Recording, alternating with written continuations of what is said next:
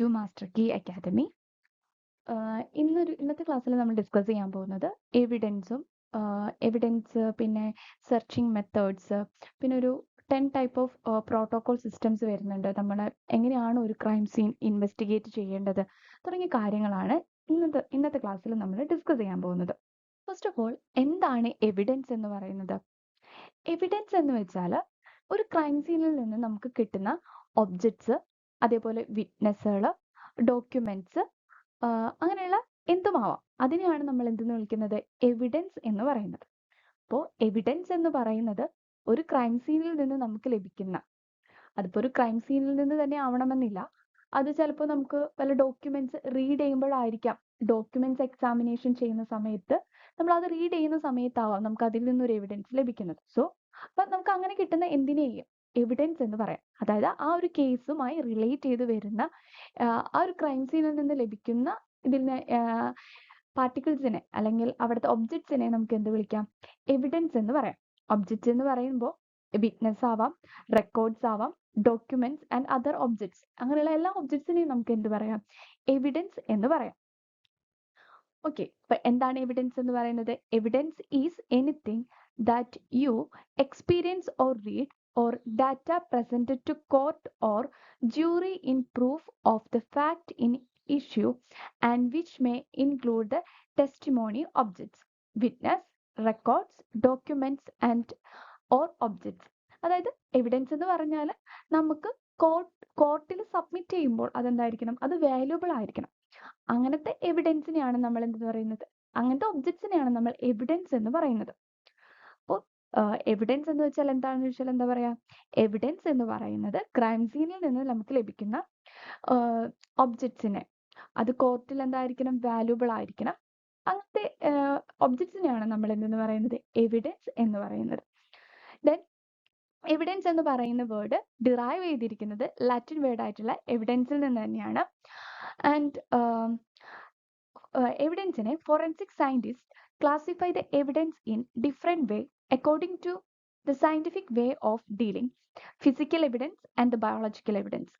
അതായത് ഫോറൻസിക്കിന്റെ ഫീൽഡിൽ നമുക്ക് എവിഡൻസിനെ രണ്ടായിട്ട് ക്ലാസിഫൈ ചെയ്യാം. ഫിസിക്കൽ എവിഡൻസ് എന്നും ബയോളജിക്കൽ എവിഡൻസ് എന്നും. ഫിസിക്കൽ എവിഡൻസ് എന്നോട് ഉദ്ദേശിക്കുന്നത് അത് നോൺ ലിവിങ് ഒബ്ജക്ട്സ് ആണ് അതിൽ വരുന്നത്. നോൺ ലിവിങ് ഒബ്ജക്ട്സ് എന്ന് പറയുമ്പോൾ നമുക്കത് ഡോക്യുമെന്റ്സ് ആവാം, ഡ്രഗ്സ് ആവാം, fibre, fire arms, paint, soil, finger prints തുടങ്ങിയിട്ടുള്ള ഒബ്ജക്ട്സിനെയാണ് നമ്മൾ എന്തെന്ന് പറയുന്നത്? ഫിസിക്കൽ എവിഡൻസിൽ ഉൾപ്പെടുത്തുന്നത്. And then biological evidence. Biological evidence എന്ന് വെച്ചാൽ ഒരു ലിവിങ് ബോഡിയിൽ നിന്ന് ഒറിജിനേറ്റ് ചെയ്ത് വരുന്നതിനെയാണ് നമ്മൾ ബയോളജിക്കൽ എവിഡൻസിൽ ഇൻക്ലൂഡ് ചെയ്യുന്നത്. അപ്പോൾ ബയോളജിക്കൽ എവിഡൻസ് എന്ന് പറയുമ്പോൾ ബോഡി ഫ്ലൂയിഡ്സ് ഒക്കെ നമുക്ക് ബയോളജിക്കൽ എവിഡൻസിൽ ഉൾപ്പെടുത്താം, ഇൻക്ലൂഡ് ചെയ്യാം. അതായത് blood, tissues, saliva, urine, DNA, അതേപോലെ സ്കെലിറ്റൻസ്, സ്കൾസ് തുടങ്ങിയത്, ബോൺസ്, ഇതൊക്കെ നമുക്ക് ഏതിൽ ഉൾപ്പെടുത്താം? ബയോളജിക്കൽ എവിഡൻസിൽ ഉൾപ്പെടുത്താം. ഹ്യൂമൻ ബോഡിയിൽ നിന്ന് ഒറിജിനേറ്റ് ചെയ്ത് വരുന്ന ലിവിങ് ഐറ്റംസിന് മാത്രമല്ല, അതുകൂടാതെ നമുക്ക് പ്ലാന്റ്സ്, അതേപോലെ പൊള്ളൻ ഗ്രെയിൻസ് തുടങ്ങിയത്, ലീഫ്, ഇതൊക്കെ നമുക്ക് ഏതിൽ ഉൾപ്പെടുത്താവുന്നതാണ്? ബയോളജിക്കൽ എവിഡൻസിൽ ഉൾപ്പെടുത്താവുന്നതാണ്. നമ്മൾ പോയിസൺസ് ഓഫ് പ്ലാന്റ്സിനൊക്കെ കുറിച്ച് ഇനി നെക്സ്റ്റ് മൊഡ്യൂൾസിൽ നമ്മൾ ഡിസ്ക്രൈബ് ചെയ്യും. അതൊക്കെ വരുന്നത് ബയോളജിക്കൽ എവിഡൻസിന്റെ അണ്ടറിലാണ് വരുന്നത്. അപ്പോൾ ഈ ഒരു ഇതിൽ നമ്മൾ എന്തൊക്കെയാ പഠിച്ചത്? എന്താണ് എവിഡൻസ് എന്ന് പഠിച്ചു. എന്താണ് എവിഡൻസ്? എവിഡൻസ് ഡെഫിനിഷൻ ആയിട്ട് അറിയണമെന്നില്ല, ജസ്റ്റ് അറിഞ്ഞിരിക്കുക എന്താണ് എവിഡൻസ് എന്നുള്ളത്. നമുക്ക് ക്രൈം സീനിൽ നിന്ന് ലഭിക്കുന്ന കോർട്ടിൽ വാല്യുബിൾ ആയിട്ടുള്ള ഒബ്ജക്ട്സിനെ നമുക്ക് എന്ത് വിളിക്കാം? എവിഡൻസ് എന്ന് വിളിക്കാം. എവിഡൻസ് എന്ന് പറയുന്ന വേർഡ് ഡിറൈവ് ചെയ്തിരിക്കുന്നത് ലാറ്റിൻ വേർഡ് ആയിട്ടുള്ള എവിഡൻസിൽ നിന്നാണ്. നമുക്ക് രണ്ടായിട്ട് എവിഡൻസിനെ ക്ലാസിഫൈ ചെയ്യാനായിട്ട് പറ്റും. ഫിസിക്കൽ എവിഡൻസ് എന്നും ബയോളജിക്കൽ എവിഡൻസ് എന്നും. ഫിസിക്കൽ എവിഡൻസ് എന്ന് പറയുന്നത് നോൺ ലിവിങ് ആണ്. ആൻഡ് ബയോളജിക്കൽ എവിഡൻസ് എന്ന് പറയുന്നത് originate from the living items ആണ്. അപ്പൊ നമ്മൾ ഫിസിക്കൽ എവിഡൻസും എവിഡൻസ് രണ്ട് തരത്തിലുണ്ട് എന്ന് പറഞ്ഞു. 2 ടൈപ്സ് ഓഫ് എവിഡൻസ് എന്ന് പറയുന്നത് 2 ടൈപ്സ് ആണ്. ഫിസിക്കൽ എവിഡൻസും വരുന്നുണ്ട്, ബയോളജിക്കൽ എവിഡൻസും വരുന്നുണ്ട്. ഇതിൽ ഫിസിക്കൽ എവിഡൻസ് എന്ന് പറയുന്നത് എന്താണ്? നോൺ ലിവിങ് ആണെന്ന് പറഞ്ഞല്ലേ. ഈ ഫിസിക്കൽ എവിഡൻസിനെ നമുക്ക് എന്തെന്നും വിളിക്കാം? മെറ്റീരിയൽ എവിഡൻസ് എന്നും വിളിക്കാം. Physical evidence also known as real evidence or material evidence. Physical evidence is any material object that plays some significant role in a matter, or physical evidence in a judicial proceeding to prove any facts based on the object's physical characteristics. അപ്പോൾ physical എവിഡൻസിനെ നമുക്ക് മറ്റെന്തൊക്കെ പേരുകൾ അറിയപ്പെടാം? Physical എവിഡൻസിനെ നമുക്ക് real evidence എന്നോ material evidence എന്നോ പറയാം. Physical എവിഡൻസിനെ നമുക്ക് എന്ത് പറയാം? റിയൽ എവിഡൻസ് എന്നോ മെറ്റീരിയൽ എവിഡൻസ് എന്നോ പറയാം. അപ്പോൾ ഡെഫിനിഷൻ ആയിട്ടൊന്നും ഇതൊന്നും ക്വസ്റ്റ്യൻ ആയിട്ട് വരില്ല. നമുക്ക് അറിഞ്ഞിരിക്കാം ഫിസിക്കൽ എവിഡൻസ് എന്താണെന്നുള്ളത്. ഫിസിക്കൽ എവിഡൻസ് എന്ന് ചോദിക്കാം, അല്ലെങ്കിൽ റിയൽ എവിഡൻസ് എന്ന ക്വസ്റ്റ്യനിൽ ചിലപ്പോൾ റിയൽ എവിഡൻസ് എന്നായിരിക്കാം, അല്ലെങ്കിൽ മെറ്റീരിയൽ എവിഡൻസ് ഏതൊക്കെയാണ് മെറ്റീരിയൽ എവിഡൻസ്, അല്ലെങ്കിൽ ഏതാണ് ഫിസിക്കൽ എവിഡൻസ് എന്നായിരിക്കാം ക്വസ്റ്റ്യൻസ് വരുന്നത്. ഓക്കെ, അപ്പോൾ ഫിസിക്കൽ എവിഡൻസിനെ റിയൽ എവിഡൻസ്, മെറ്റീരിയൽ എവിഡൻസ് എന്ന് പറയുന്നു. ഫിസിക്കൽ എവിഡൻസ് എന്ന് പറയുന്നത് നോൺ ലിവിങ് ആണെന്നുള്ളത് ഓർത്തേക്കാം. ഇനി ട്രേസ് എവിഡൻസ് എന്ന് പറയുന്ന ഒരു പോയിന്റ് ഉണ്ട്. ട്രേസ് എവിഡൻസ് എന്ന് പറയുന്നത് ഈ ഫിസിക്കൽ എവിഡൻസിന്റെ അണ്ടറിൽ തന്നെ വരുന്നതാണ് ട്രേസ് എവിഡൻസ് എന്ന് പറയുന്നത്. The term tracing evidence refers to physical evidence that is present in minute but quantifiable numbers. In a criminal investigation, the analysis of the evidence acquired at the scene is utilized to support or refute the case's fact. അതായത് എന്താണ് trace evidence എന്ന് ഉദ്ദേശിക്കുന്നത്? ഈ trace evidence എന്ന് പറയുന്നത് physical എവിഡൻസിന്റെ അണ്ടറിൽ വരുന്നതാണ്. ഇതൊരു മൈന്യൂട്ട് ക്വാണ്ടിറ്റിയിലായിരിക്കും, അതായത് ഒരു മൈന്യൂട്ട് എമൗണ്ടേ ഇത് ഉണ്ടായിരിക്കുള്ളൂ. ഒരു സ്മോൾ എമൗണ്ടിൽ മാത്രമേ നമുക്ക് എന്തായിട്ടുണ്ടായിരിക്കുള്ളൂ ട്രേസ് എവിഡൻസ് ലഭിക്കുന്നുണ്ടാവും. ഒരു ക്രൈം സീനിൽ നിന്ന് നമുക്ക് സ്മോൾ എമൗണ്ടിൽ ലഭിക്കുന്നതിന്, ഇപ്പൊ DNA, അതേപോലെ നമുക്ക് ബ്ലഡ് സ്റ്റെയിൻസ്, ചില കേസുകളിൽ ഹെയർസ്, ഇതൊക്കെ നമുക്ക് ലാർജ് എമൗണ്ടിൽ ലഭിച്ചു എന്ന് വരില്ല, മൈന്യൂട്ട് എമൗണ്ടിലായിരിക്കും നമുക്ക് ലഭിക്കുന്നത്. സോ ആ എവിഡൻസിനെ നമുക്ക് എന്ത് പറയാം? ട്രേസ് എവിഡൻസ് എന്ന് പറയാം.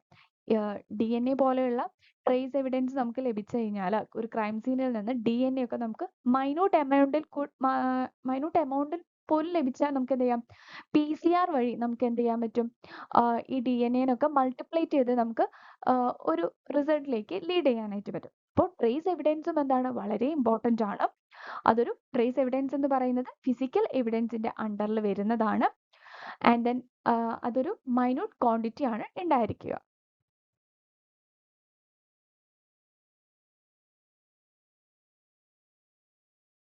എന്തൊക്കെയാണ് ഫിസിക്കൽ എവിഡൻസിൽ വരുന്നതെന്ന് നോക്കാം. ഫിസിക്കൽ എവിഡൻസ് എന്ന് പറയുന്നത് fibres, hair, fabric including unusual type of fibres, chemical Staines like paint, grease, acid, petrol, dust, dirt, debris, soil, vegetable matters, pollen grains, fragments of glass, metal fillings, firearms, cartridge cases, pellets, bullets, powder marks, marks like tear marks, skid marks, teeth marks, tool mark, erased marks, തുടങ്ങിയതൊക്കെ.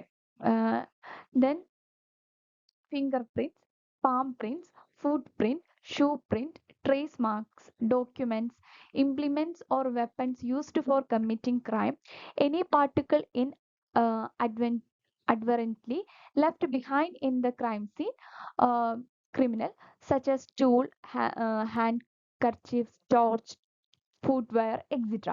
അതായത് ഒരു physical evidence എന്ന് പറയുന്നത് ഒരു crime സീനിൽ ഒരു criminal ഉപേക്ഷിച്ച് പോയിട്ടുള്ള handkerchief, torch, അതേപോലെ ഫുഡ് വെയേഴ്സ്, അതേപോലെ നമുക്ക് tyre marks, tool marks, documents, finger prints, palm print, അതേപോലെ foot print, shoe print, trace marks, document തുടങ്ങി, അതേപോലെ പോയിസൺസ് ഒക്കെ പറഞ്ഞില്ലേ, ഇതൊക്കെ എന്താണ് നമുക്ക് ഒരു ട്രേസ് എവിഡൻസ് ആയിട്ട് കൺസിഡർ ചെയ്യാവുന്നതാണ്. അപ്പോൾ ഈ ലിസ്റ്റ് ഓഫ് ട്രേസ് എവിഡൻസ് ഉണ്ടല്ലോ, അതായത് ഈ ലിസ്റ്റ് ഓഫ് ഫിസിക്കൽ എവിഡൻസ്, ഈ ഫിസിക്കൽ എവിഡൻസിലുള്ള മെറ്റീരിയൽസ് തന്നെയാണ് നമുക്ക് എന്തായിട്ട് വരുന്നത്? ട്രേസ് എവിഡൻസ് ആയിട്ടും വരുന്നത്. ഓക്കെ, ബയോളജിക്കൽ പാർട്ടിൽ നിന്ന് നമുക്ക് ഇതിൽ നിന്ന് ട്രേസ് എവിഡൻസ് ലഭിക്കും. കോമൺലി നമ്മൾ ട്രേസ് എവിഡൻസ് എന്ന് പറയുന്നത് ഫിസിക്കൽ എവിഡൻസിന്റെ അണ്ടറിലാണ് പറയുന്നത്. ഓക്കെ, അപ്പോൾ ഈ ലിസ്റ്റ് ഓഫ് ഫിസിക്കൽ എവിഡൻസ് ഉണ്ടല്ലോ, അതായത് നമ്മളെ ഹെയർ, ഫൈബർ, സോയിൽ, ഡസ്റ്റ്, അതേപോലെ ഫിംഗർ പ്രിന്റ്, പാം പ്രിന്റ്, ഫുട് പ്രിന്റ്, പിന്നെ മാർക്കിങ്സ് ഒക്കെ പറഞ്ഞില്ലേ, ടയർ മാർക്സ്, അതേപോലെ ടൂൾ മാർക്സ്, ഡോക്യുമെന്റ്, അതേപോലെ ഹാൻഡ് കർച്ചീഫ്സ്, ടോർച്ച്, ഫുഡ് വെയർ ഒക്കെ. ഇതൊക്കെ വളരെ ഇമ്പോർട്ടൻ്റ് ആണ്. ഈ ഈ ഈ ഫിസിക്കൽ എവിഡൻസ് ഒക്കെ ജസ്റ്റ് ഒന്ന് നോട്ട് ചെയ്ത് വെക്കാം. ഒരു 2-3 പ്രാവശ്യം റീഡ് ചെയ്താൽ തന്നെ നമുക്ക് മനസ്സിലാക്കാൻ പറ്റും ഈ എവിഡൻസ് ഏതൊക്കെയാണ്. കാരണം ചില ക്വസ്റ്റ്യൻസിൽ നമുക്കിങ്ങനെ ഏതാണ് ഫിസിക്കൽ എവിഡൻസ് എന്നൊക്കെ ഒരു ക്വസ്റ്റ്യൻസ് ഒക്കെ നമുക്ക് സിമ്പിൾ ആയിട്ട് കാണാവുന്നതാണ്. നെക്സ്റ്റ് നമ്മൾ പറയുന്നത്, ഇതിൽ ബയോളജിക്കൽ എവിഡൻസിനെ കുറിച്ചിട്ട് കൂടുതൽ ഡിസ്ക്രൈബ് ചെയ്തിട്ടില്ല ഈ ക്ലാസ്സിൽ. കാരണം നമ്മൾ ബയോളജിക്കൽ എവിഡൻസിനെ കുറിച്ചിട്ട് ഡീറ്റെയിൽ ആയിട്ട് തന്നെ നമ്മൾ സ്റ്റഡി ചെയ്യുന്നുണ്ട്. സോ ബയോളജിക്കൽ എവിഡൻസ് എന്ന് പറയുന്നത് ഒറിജിനേറ്റ് ചെയ്തിരിക്കുന്നത് ഒരു ലിവിങ് മെറ്റീരിയലിൽ നിന്നാണെന്ന് ആണ്. അത്രയും കാര്യം മനസ്സിലാക്കി വെക്കാം. കാരണം ഓരോ ബയോളജിക്കൽ എവിഡൻസിന്റെ ഓരോ ബ്ലഡ്, യൂറിൻ, സലൈവ, സെമൻ തുടങ്ങിയ ഓരോന്നിനെയും എസ്റ്റിമേറ്റ് ചെയ്യുന്നതും അതിന്റെ മെത്തേഡ്സ് ഒക്കെ നമുക്ക് പഠിക്കാനുണ്ട്. സോ അതിനെക്കുറിച്ച് കൂടുതൽ ഇവിടെ ഡിസ്ക്രൈബ് ചെയ്തിട്ടില്ല. സോ നെക്സ്റ്റ് നമ്മൾ പറയുന്നത്, ഫോറൻസിക് ഇൻവെസ്റ്റിഗേഷനിലേക്ക് കടക്കുന്നതിന് മുന്നേ നമുക്ക് കുറച്ച് ഈ ഫിസിക്കൽ എവിഡൻസ് കുറിച്ച് കുറച്ച് കാര്യങ്ങൾ കൂടി ഒന്ന് ഡിസ്കസ് ചെയ്യാം.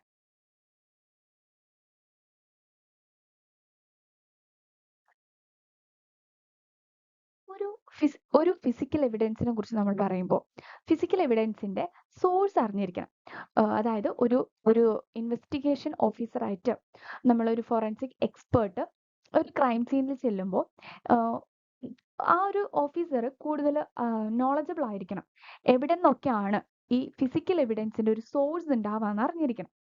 അപ്പോൾ സോഴ്സസ് ഓഫ് ഫിസിക്കൽ എവിഡൻസ് എന്ന് പറയുന്നത് അതൊരു ആ ക്രൈം സീനിൽ നിന്നാവാം.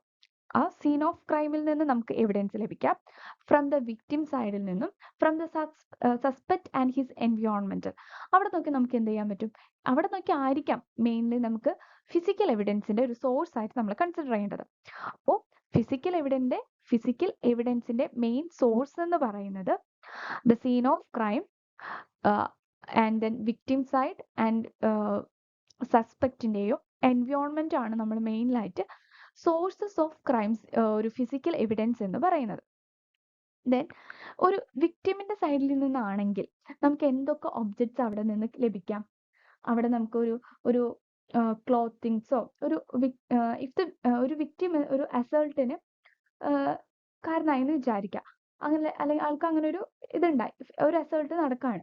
അപ്പൊ നമുക്ക് എന്ത് മനസ്സിലാക്കാൻ പറ്റും, അവിടെ നിന്ന് ആ ഒരു വിക്ടിമിന്റെ സൈഡിൽ നിന്ന് നമുക്ക് എന്തൊക്കെ ലഭിക്കാം, ഹെയർ, ഫൈബേഴ്സ്, ബ്ലഡ്, ക്ലോത്ത്സ് തുടങ്ങിയൊക്കെ നമുക്ക് അവിടെ നിന്ന് എന്താകാൻ ആ ഒരു വിക്ടിമിന്റെ സൈഡിൽ നിന്ന് നമുക്ക് എവിഡൻസ് ആയിട്ട് ക്രൈം സീനിൽ നിന്ന് ലഭിക്കും. ദെൻ സസ്പെക്ട്സ്, നമുക്കൊരു സസ്പെക്റ്റിനെ നമുക്ക് ആ ക്രൈം സീനിൽ നിന്ന് ലഭിക്കുകയാണെങ്കിൽ നമുക്ക് എന്ത് ചെയ്യാൻ പറ്റും, അയാളുടെ സൈഡിൽ നിന്ന് നമുക്ക് എന്താണ് എവിഡൻസ് ഇതേപോലെ കളക്ട് ചെയ്യാനായിട്ട് പറ്റും. ആൻഡ് ദെൻ ഒരു ഒരു ഫിസിക്കൽ എവിഡൻസ് എന്താണ് എസ്റ്റാബ്ലിഷ് ചെയ്യുന്നത്, നമ്മൾ കോർപ്പസ് ഡിലക്റ്റിനെ കുറിച്ച് പഠിച്ചിട്ടുണ്ടായിരുന്നു. എന്താണ് കോർപ്പസ് ഡിലക്റ്റി എന്ന് പറയുന്നത്? കോർപ്പസ് ഡിലക്റ്റി എന്ന് പറയുന്നത് ബോഡി ഓഫ് ക്രൈം എന്നായിരുന്നു അല്ലെ. ആ ഒരു ബോഡി ഓഫ് ക്രൈമിലേക്ക് ലീഡ് ചെയ്യുന്നതാണ് നമ്മുടെ ഫിസിക്കൽ എവിഡൻസ് എന്ന് പറയുന്നത്. ഈ ഫിസിക്കൽ എവിഡൻസ് നമ്മുടെ ക്രിമിനലും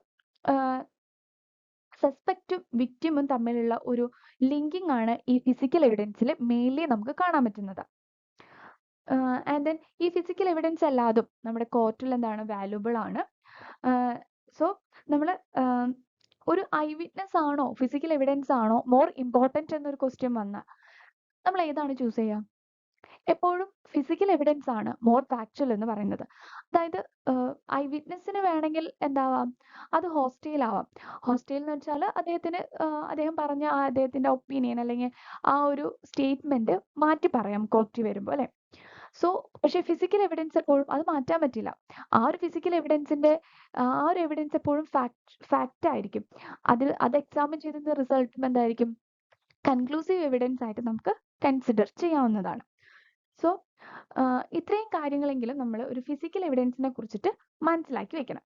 അപ്പോൾ ഫിസിക്കൽ എവിഡൻസ് എന്ന് പറയുന്നത് നമുക്കൊരു ക്രൈം സീനിൽ നിന്ന് എവിടെ നിന്നൊക്കെ ഫിസിക്കൽ എവിഡൻസ് ലഭിക്കാം, അല്ലെങ്കിൽ സോഴ്സസ് ഓഫ് ക്രൈം സീൻ എന്ന് പറയുന്നത് സോഴ്സസ് ഓഫ് ഫിസിക്കൽ എവിഡൻസ് എന്ന് പറയുന്നത് ക്രൈം സീൻ, വിക്ടിം ആൻഡ് സസ്പെക്റ്റിന്റെ എൻവയോൺമെന്റിൽ നിന്ന് നമുക്ക് ലഭിക്കാം.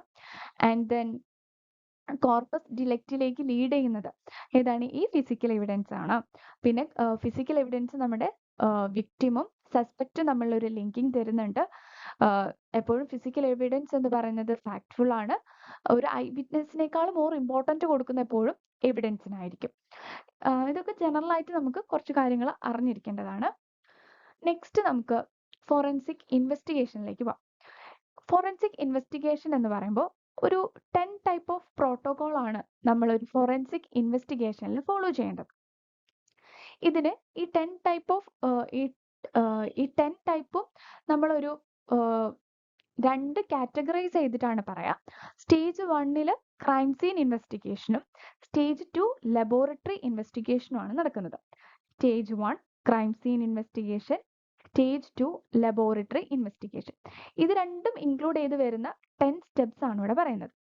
ഫസ്റ്റ് സ്റ്റെപ്പ് എന്ന് പറയുന്നത് protection of crime scene, second one recording the crime scene,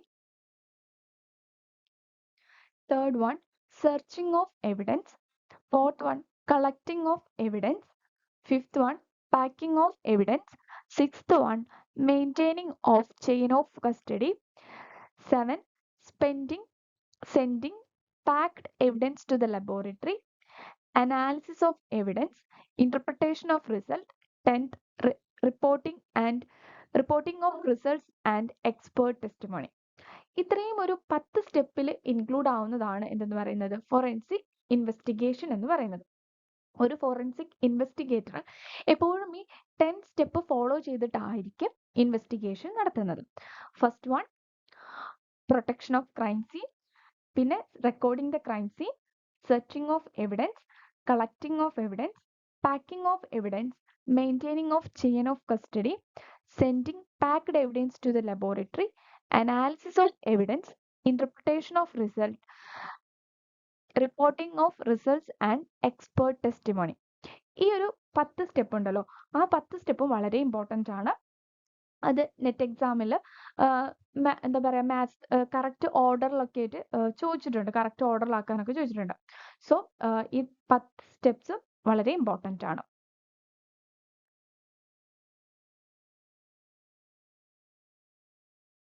ഈ 10 സ്റ്റെപ്സും ഇനി നമ്മൾ കുറച്ച് ഇലാബറേറ്റ് ചെയ്തിട്ട് എന്തൊക്കെയാണ് ഓരോ സ്റ്റെപ്പിലും നടക്കുന്നത് തുടങ്ങിയ കാര്യങ്ങളാണ് ഡിസ്ക്രൈബ് ചെയ്യുന്നത്.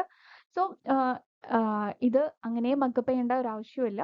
ഇത് റീഡ് ചെയ്തിട്ട് ഇതിൽ നിന്ന് മനസ്സിലാവുന്ന ഒരു പോയിന്റ് അത് ഷോർട്ട് നോട്ട് ചെയ്ത് വെച്ചിട്ട് അങ്ങനെ പഠിച്ചാൽ അത് അങ്ങനെ മതി. അങ്ങനെ പഠിക്കുന്നതാണ് വളരെ നല്ലത്. മക്കപ്പ് ചെയ്യുന്നേക്കാളും നല്ലത് അങ്ങനെ പഠിക്കുന്നതാണ്. വെച്ചാൽ ഇത് അങ്ങനെ ക്വസ്റ്റ്യൻ ആയിട്ട് നമുക്ക് വരില്ല.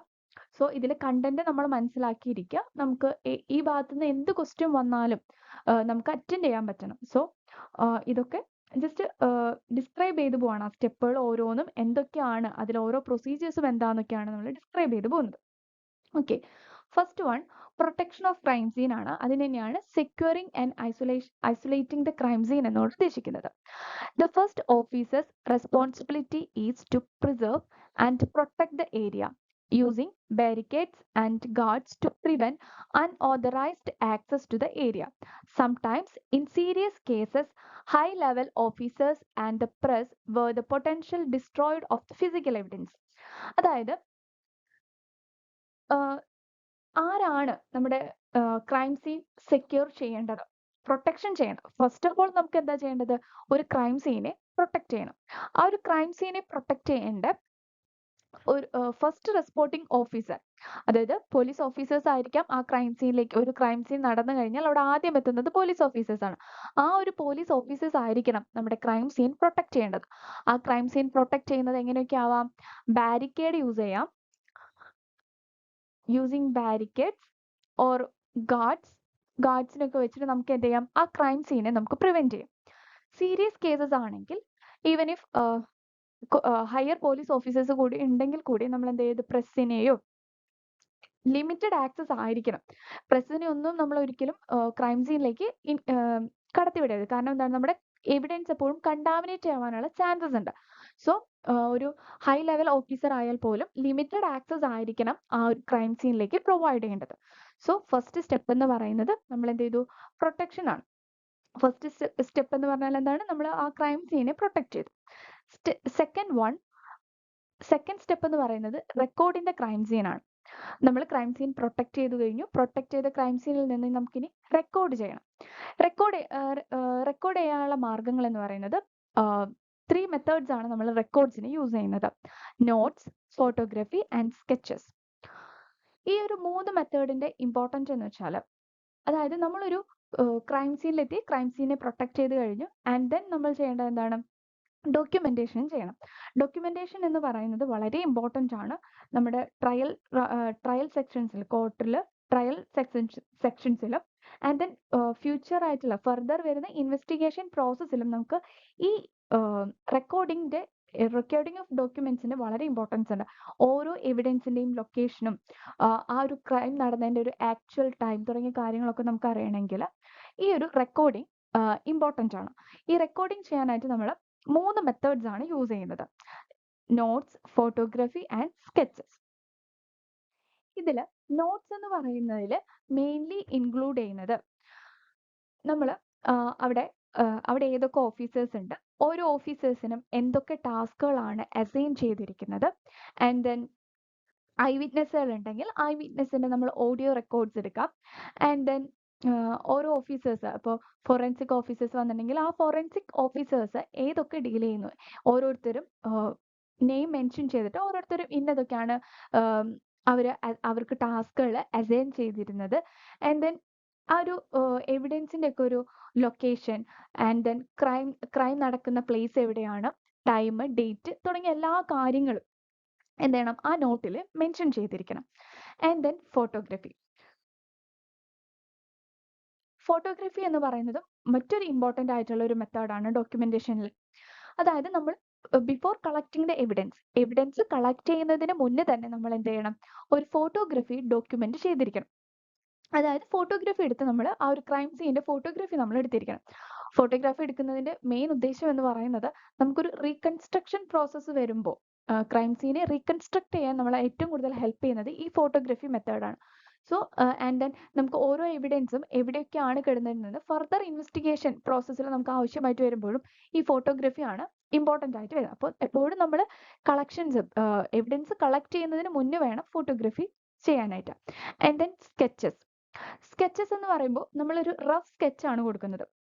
നമ്മൾ ആ ഡോക്യുമെന്റ് ചെയ്യുന്ന നോട്ടിങ് ഇതുണ്ടാവുമല്ലോ, അതിലാണ് നമ്മൾ റഫ് സ്കെച്ച് കൊടുക്കുന്നത്. റഫ് സ്കെച്ച് എന്ന് പറയുമ്പോൾ അതിൽ ഇപ്പോൾ ഒരു റൂമിലാണ് ക്രൈം നടക്കുന്നതെന്ന് വിചാരിക്കാം. ആ റൂമിന്റെ ഒരു ഏകദേശം ഒരു എന്താ പറയുക, ഒരു അപ്രോക്സിമേറ്റ്ലി ആണ് അതിന്റെ എല്ലാ കാര്യങ്ങളും അവിടെ വെച്ചാൽ നമ്മൾ മെഷേർഡ് ആയിരിക്കില്ല ആ സ്കെച്ചസ് ഒന്നും. ജസ്റ്റ് റഫ്ലി ഒരു സ്കെച്ചാണ് നമ്മളോട് കൊടുക്കുന്നത്. ഇപ്പോൾ ബെഡ് ഇന്ന പൊസിഷനിലാണ്, ഇപ്പോൾ നോർത്ത് പൊസിഷനിലാണ് ബെഡ് കിടക്കുന്നത്.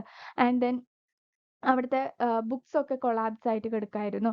ആൻഡ് ദെൻ എന്താണ് ബോഡി കിടക്കുന്നത് ഇങ്ങനെ നോർത്ത് നോർത്ത് സൗത്ത് പൊസിഷനിലാണ് ബോഡി കിടക്കുന്നത്.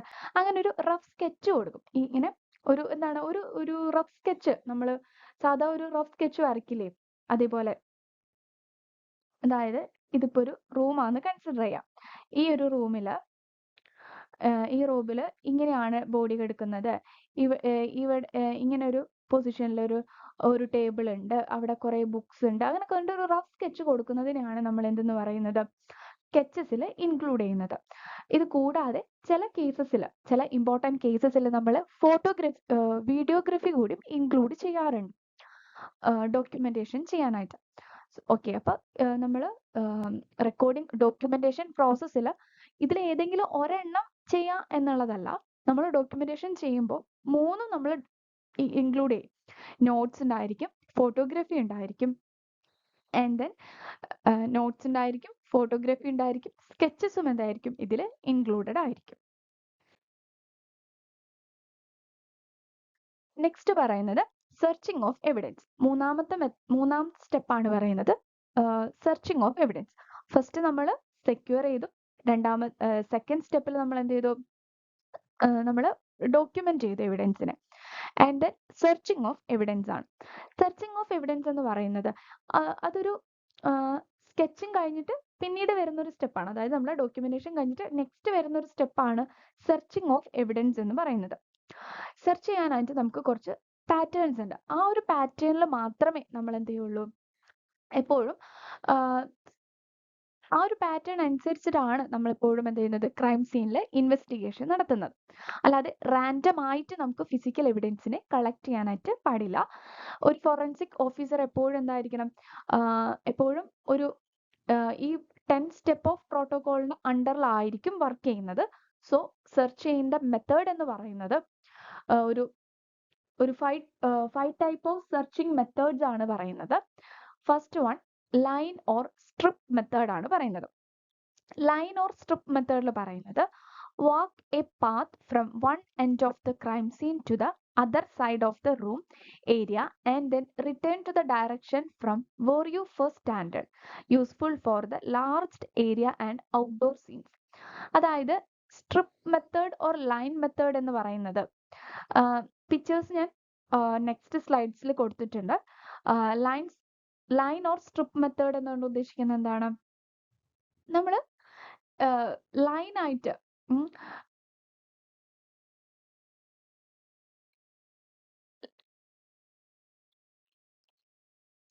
ലൈൻ ഓർ സ്ട്രിപ്പ് മെത്തേഡ് എന്ന് വെച്ചാൽ നമ്മൾ എന്ത് ചെയ്യുന്നു, നമ്മൾ എവിടെ നിന്നാണ് സ്റ്റാർട്ട് ചെയ്തത്, ഇവിടെ നിന്നാണ് സ്റ്റാർട്ട് ചെയ്തതെങ്കിൽ ഇങ്ങനെ പോയി ഇവിടേക്ക് തന്നെ എൻഡ് ചെയ്തെത്തുന്നു. ആൻഡ് ദെൻ വീണ്ടും ഇങ്ങനെ പോകുന്നു, ഇങ്ങനെ പോകുന്നു. ഇങ്ങനെയാണ് എന്തെന്ന് പറയുന്നത്, ലൈൻ ഓർ സ്ട്രിപ്പ് മെത്തേഡ് എന്ന് പറയുന്നത്. ഈ ലൈൻ ഓർ സ്ട്രിപ്പ് മെത്തേഡ് എന്ന് പറയുന്നത് മോർ ഇമ്പോർട്ടൻ്റ് ആയിട്ട് യൂസ്ഫുൾ ആവുന്നത് ഔട്ട്ഡോർ ക്രൈം സീനിലാണ്.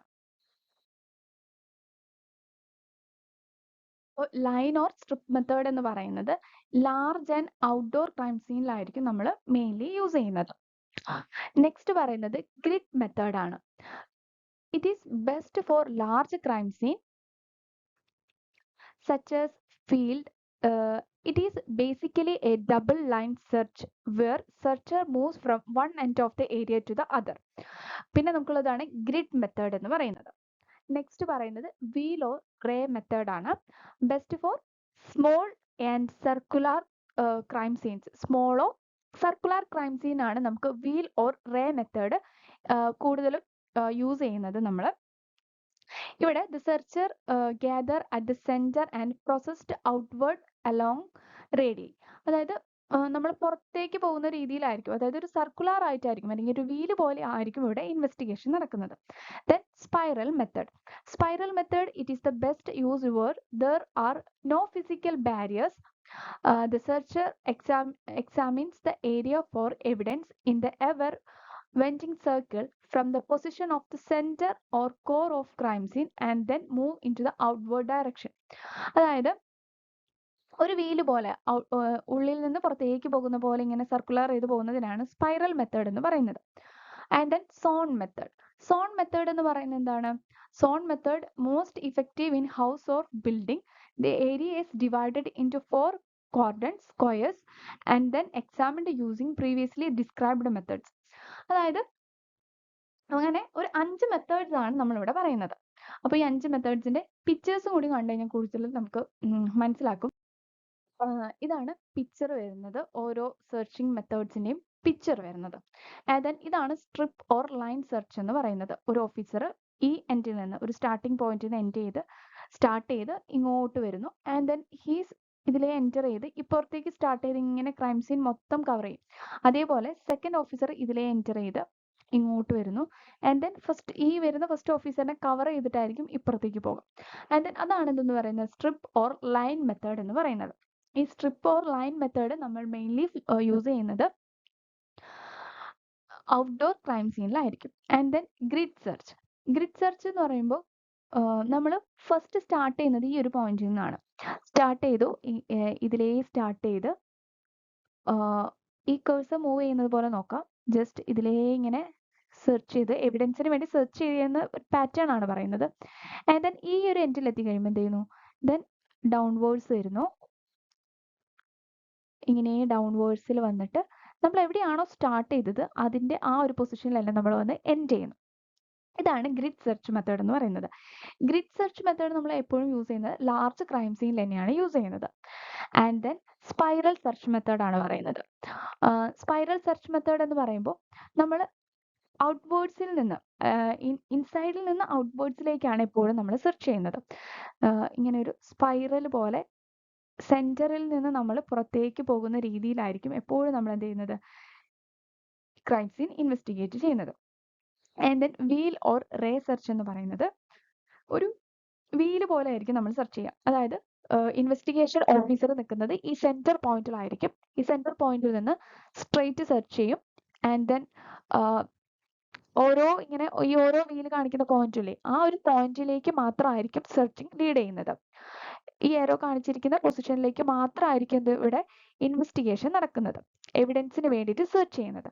സോ ഇതിന്റെ ഒരു ഡ്രോബാക്ക് എന്ന് പറയുന്നത്, ഈ ഒരു വീൽ മെത്തേഡ് എന്ന് പറയുമ്പോൾ ഇതിന്റെ ഈ ഒരു പൊസിഷൻസ് ഒക്കെ ഉണ്ടല്ലോ, ഈ ഒരു പൊസിഷനിലൊന്നും എന്ത് ചെയ്യില്ല, എവിഡൻസിന് വേണ്ടിയിട്ട് നമ്മൾ സെർച്ച് ചെയ്യില്ല. അപ്പോൾ ഇതൊരു എഫക്റ്റീവ് മെത്തേഡ് അല്ല.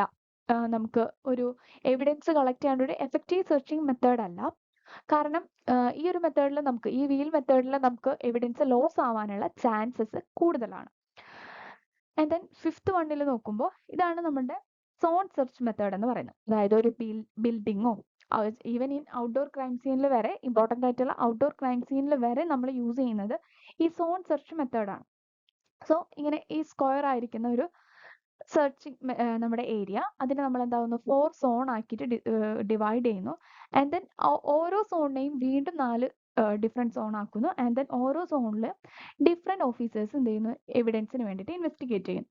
സോ അപ്പം നമുക്ക് എന്താണ്, മോർ ആക്യുറേറ്റ് ആണ്, നമുക്ക് കൂടുതൽ എവിഡൻസ് കിട്ടാനുള്ളത്. നമുക്ക് ഓരോ എവിഡൻസും ഇമ്പോർട്ടൻ്റ് ആണ്. സോ ആ എവിഡൻസ് നഷ്ടപ്പെടാതെ നമുക്ക് എന്താണ്, ഈ സോൺ റിസർച്ച് സെർച്ചിങ് പാറ്റേൺ വഴി നമുക്ക് ലഭിക്കും.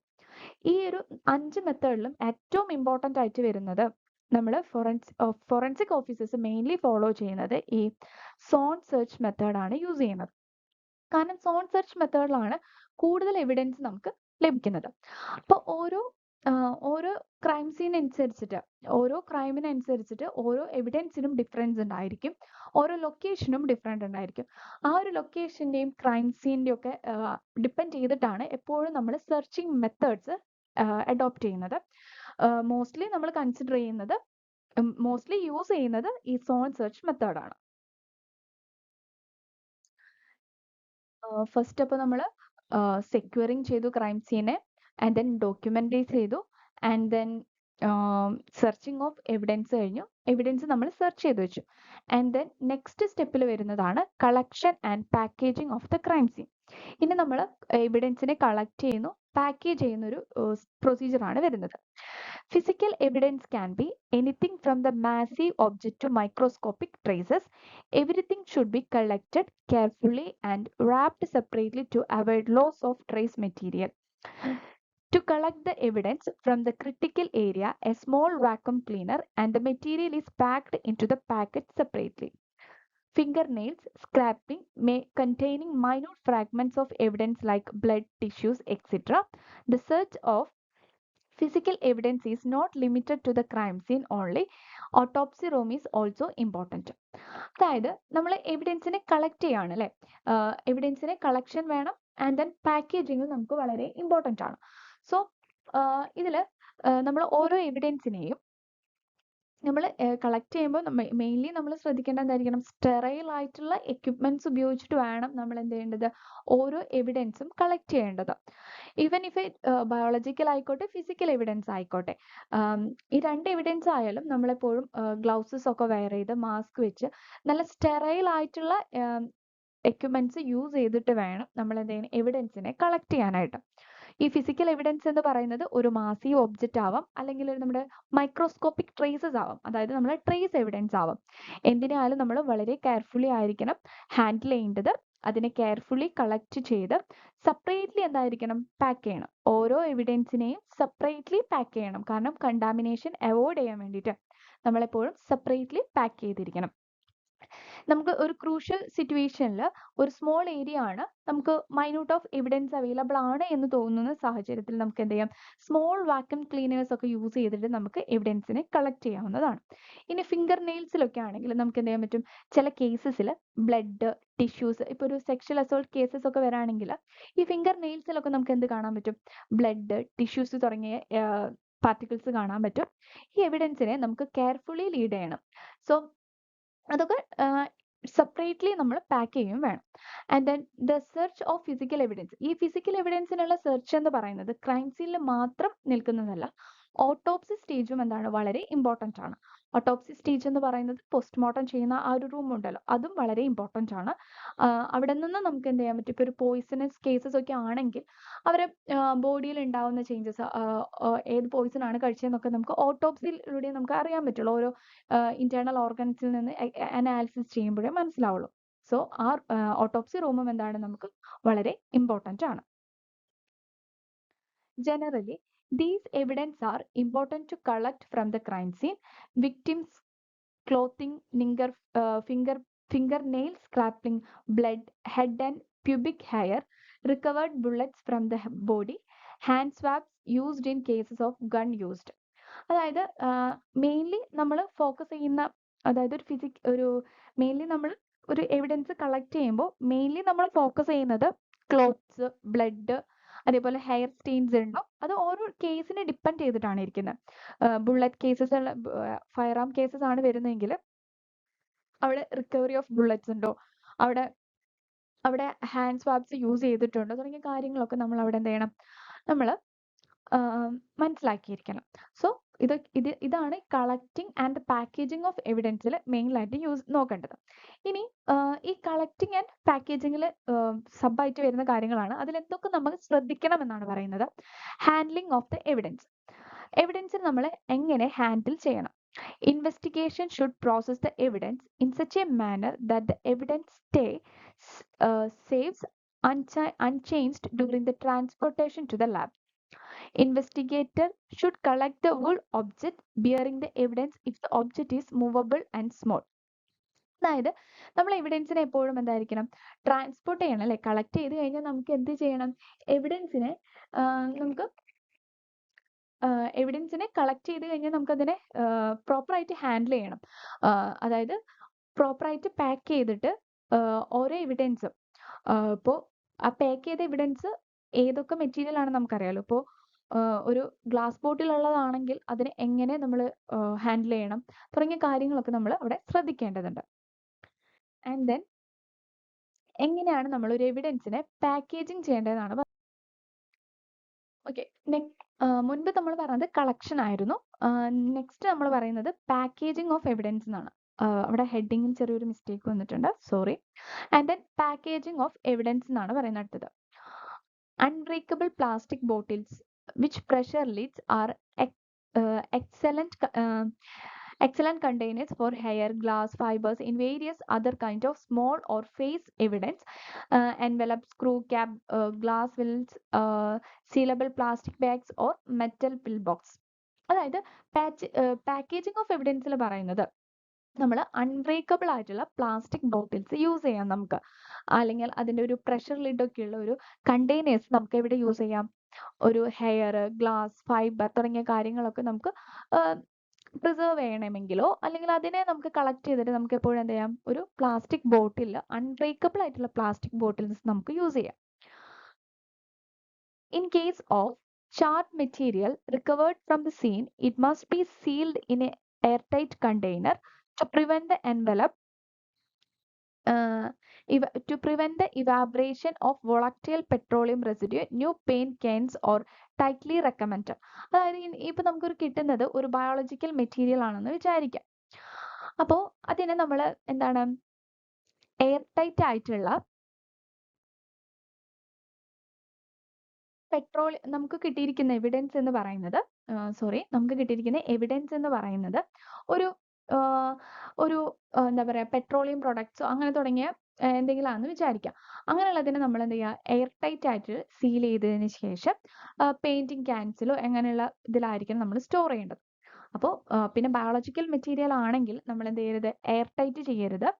അവരെ എന്താണ് എയർ ടൈറ്റ് ഉള്ള കണ്ടെയ്നേഴ്സ് അവിടെ യൂസ് ചെയ്താൽ അവിടെ ഫംഗസ് ഒക്കെ വരാനുള്ള ചാൻസസ് കൂടുതലാണ്. സോ എയർ ഡ്രൈയിങ് ആണ് അവിടെ റെക്കമെൻഡ് ചെയ്യുന്നത്. ആൻഡ് ദെൻ പേപ്പർ ബാഗ്സിലായിരിക്കണം ബയോളജിക്കൽ മെറ്റീരിയൽസ് എപ്പോഴും നമ്മൾ സൂക്ഷിക്കേണ്ടത്. അപ്പോൾ മെയിൻലി നോക്കുക, പാക്കേജിംഗ് ഓഫ് എവിഡൻസ് എന്ന് പറയുന്നത് സിംപ്ലി ഇങ്ങനെ ഓർത്ത് വെക്കുക. ബയോളജിക്കൽ എവിഡൻസ് ആണെങ്കിൽ നമ്മൾ പേപ്പർ ബാഗ്സ് ആണ് യൂസ് ചെയ്യുന്നത്. ഓരോ എവിഡൻസിനെയും നമ്മൾ സെപ്പറേറ്റ്ലി ആയിരിക്കണം പാക്ക് ചെയ്യേണ്ടത്. ആൻഡ് ദെൻ ഫിസിക്കൽ എവിഡൻസിനെ നമുക്ക് അൺബ്രേക്കബിൾ പ്ലാസ്റ്റിക് ബോട്ടിൽസിൽ യൂസ് ചെയ്യാം, അല്ലെങ്കിൽ പ്ലാസ്റ്റിക് ബാഗ്സിലൊക്കെ നമുക്ക് എന്ത് ചെയ്യാം, കളക്ഷൻ ചെയ്യാവുന്നതാണ്. ഇനി DNA എവിഡൻസ്. നെക്സ്റ്റ് നമ്മൾ പറയുന്നത് DNA എവിഡൻസ് ആണ്. നമുക്കൊരു എവിഡൻസ് ആയിട്ട് നമുക്ക് ലഭിച്ചിരിക്കുന്നത് DNA എവിഡൻസ് ആണെന്ന് കൺസിഡർ ചെയ്യാം. DNA എവിഡൻസ് ആണെങ്കിൽ അതെങ്ങനെ നമ്മൾ കളക്ട് ചെയ്യും? ഈ DNA എന്ന് പറയുന്നത് ഒരു ക്രൈം സീനിൽ എവിടെ നിന്നൊക്കെ നമുക്ക് ലഭിക്കാം? ഒരു ക്രൈം സീനിൽ DNA ഡെപ്പോസിറ്റ് ചെയ്തിരിക്കുന്നത് saliva, sweat, skin cells, bloods etcetera, object like chewing gum, seed bands of hat and bed sheets containing dead skin cells and cigarette butts are collected carefully. അതായത് നമുക്കൊരു DNA എന്ന് പറയുന്നത് നമുക്ക് ഈ saliva, sweat, skin cells, blood, അതേപോലെ chewing gum, cigarette buds, ഇതിൽ നിന്നൊക്കെ നമുക്ക് ഡെഡ് ബ്ലഡ് സെൽസ്, നമുക്ക് ബെഡ്ഷീറ്റിൽ നിന്ന് നമുക്ക് ഡെഡ് സെൽസ്, സ്കിൻ സെൽസ് കിട്ടും. ഇതൊക്കെ എന്താണ്? ഇതൊക്കെ ഒരു DNA എവിഡൻസ് ആണ് അല്ലേ? ഈ DNA എവിഡൻസ് ഒക്കെ നമ്മൾ പ്രോപ്പർലി പാക്ക് ചെയ്ത് വെക്കണം. അത് DNA എവിഡൻസും നമ്മൾ കളക്ട് ചെയ്യുന്നത് എപ്പോഴും ഇതിൽ തന്നെയാണ് നമ്മൾ കളക്ട് ചെയ്യുന്നത് പേപ്പറിൽ തന്നെയായിരിക്കും, പേപ്പർ ബാഗ്സിൽ തന്നെയായിരിക്കും നമ്മൾ അത് കളക്ട് ചെയ്ത് വെക്കുന്നത്. സെപ്പറേറ്റ്ലി കളക്ട് ചെയ്താണ് വെക്കുന്നത്. കണ്ടാമിനേഷൻ അവോയ്ഡ് ചെയ്യാൻ വേണ്ടിയിട്ട് നമ്മൾ എന്ത് ചെയ്യണം, എപ്പോഴും മാസ്കും ഗ്ലൗസും ഒക്കെ യൂസ് ചെയ്യണം. സ്റ്റെറൈൽ എക്യുപ്മെന്റ്സ് യൂസ് ചെയ്തിട്ട് വേണം DNA എവിഡൻസസ് കളക്ട് ചെയ്യും. ഈവൻ ഇഫ് ഇതൊരു ഹെയർ സാമ്പിൾ ആണെങ്കിൽ കൂടെ നമുക്ക് അതിൽ നിന്ന് റൂട്ട് ഉണ്ടെങ്കിൽ നമുക്ക് എന്ത് കണ്ടുപിടിക്കാൻ പറ്റും? DNA എത്താൻ പറ്റും ഹെയർ സാമ്പിളിന്റെ. സോ അതൊക്കെ നമ്മൾ എന്തായിരിക്കണം, സ്റ്റെറൈൽ ആയിട്ടുള്ള എക്യുപ്മെന്റ്സ് യൂസ് ചെയ്തിട്ട് വേണം കളക്ട് ചെയ്യേണ്ടത്. ചെയിൻ ഓഫ് കസ്റ്റഡി അടുത്ത സ്റ്റെപ്പാണ് പറയുന്നത്. ചെയിൻ ഓഫ് കസ്റ്റഡി എന്ന് പറയുന്നത്. ചെയിൻ ഓഫ് കസ്റ്റഡി എന്ന് പറയുന്നത്, ഇപ്പോൾ ഞാൻ ഒരുപാട് ക്ലാസ്സിലായി ചെയിൻ ഓഫ് കസ്റ്റഡിനെ കുറിച്ചിട്ടും പ്രിസർവേഷനെ കുറിച്ചിട്ടും ഒക്കെ ഇങ്ങനെ എക്സ്പ്ലെയിൻ ചെയ്യുന്നത് അല്ലേ. അപ്പോൾ എല്ലാവർക്കും ഇപ്പോൾ അണ്ടർസ്റ്റാൻഡബിൾ ആയിരിക്കും എന്താണ് ചെയിൻ ഓഫ് കസ്റ്റഡി എന്നതുകൊണ്ട് ഉദ്ദേശിക്കുന്നതെന്ന്. അപ്പോൾ ചെയിൻ ഓഫ് കസ്റ്റഡി എന്ന് പറയുന്നത് ഡോക്യുമെന്റേഷൻ ആണ്. അവിടെ അതായത് നമ്മൾ അവിടെ എന്തൊക്കെ കാര്യങ്ങൾ ചെയ്തു എന്നുള്ള ഡോക്യുമെന്റേഷൻ ആണ് ചെയ്യുന്നത്. അപ്പോൾ ഇപ്പൊ എല്ലാവർക്കും ഒരു ഡൗട്ട് വന്നിട്ടുണ്ടാവും അല്ലെ, നമ്മൾ ആദ്യം ഒരു ഡോക്യുമെന്റേഷൻ പറഞ്ഞു, പിന്നെയും ഒരു ഡോക്യുമെന്റേഷൻ ഇവിടെ പറയുന്നു. ആദ്യത്തെ ഡോക്യുമെന്റേഷൻ എന്ന് പറയുന്നത് അത് നമ്മൾ ചെയ്യുന്നത് ക്രൈം സീനിന്റെ ഒരു റഫ് സ്കെച്ച് ആണ് അവിടെ ഡോക്യുമെന്റ് ചെയ്തത്. സോ ചെയിൻ ഓഫ് കസ്റ്റഡിയിൽ നമ്മൾ പറയുന്നത് എവിഡൻസ് ഒക്കെ നമ്മൾ എവിടെ നിന്ന് കളക്ട് ചെയ്തു, അതെങ്ങനെ എവിഡൻസ് ഒക്കെ ഏതിലൊക്കെ കളക്ട് ചെയ്ത് വെച്ചു.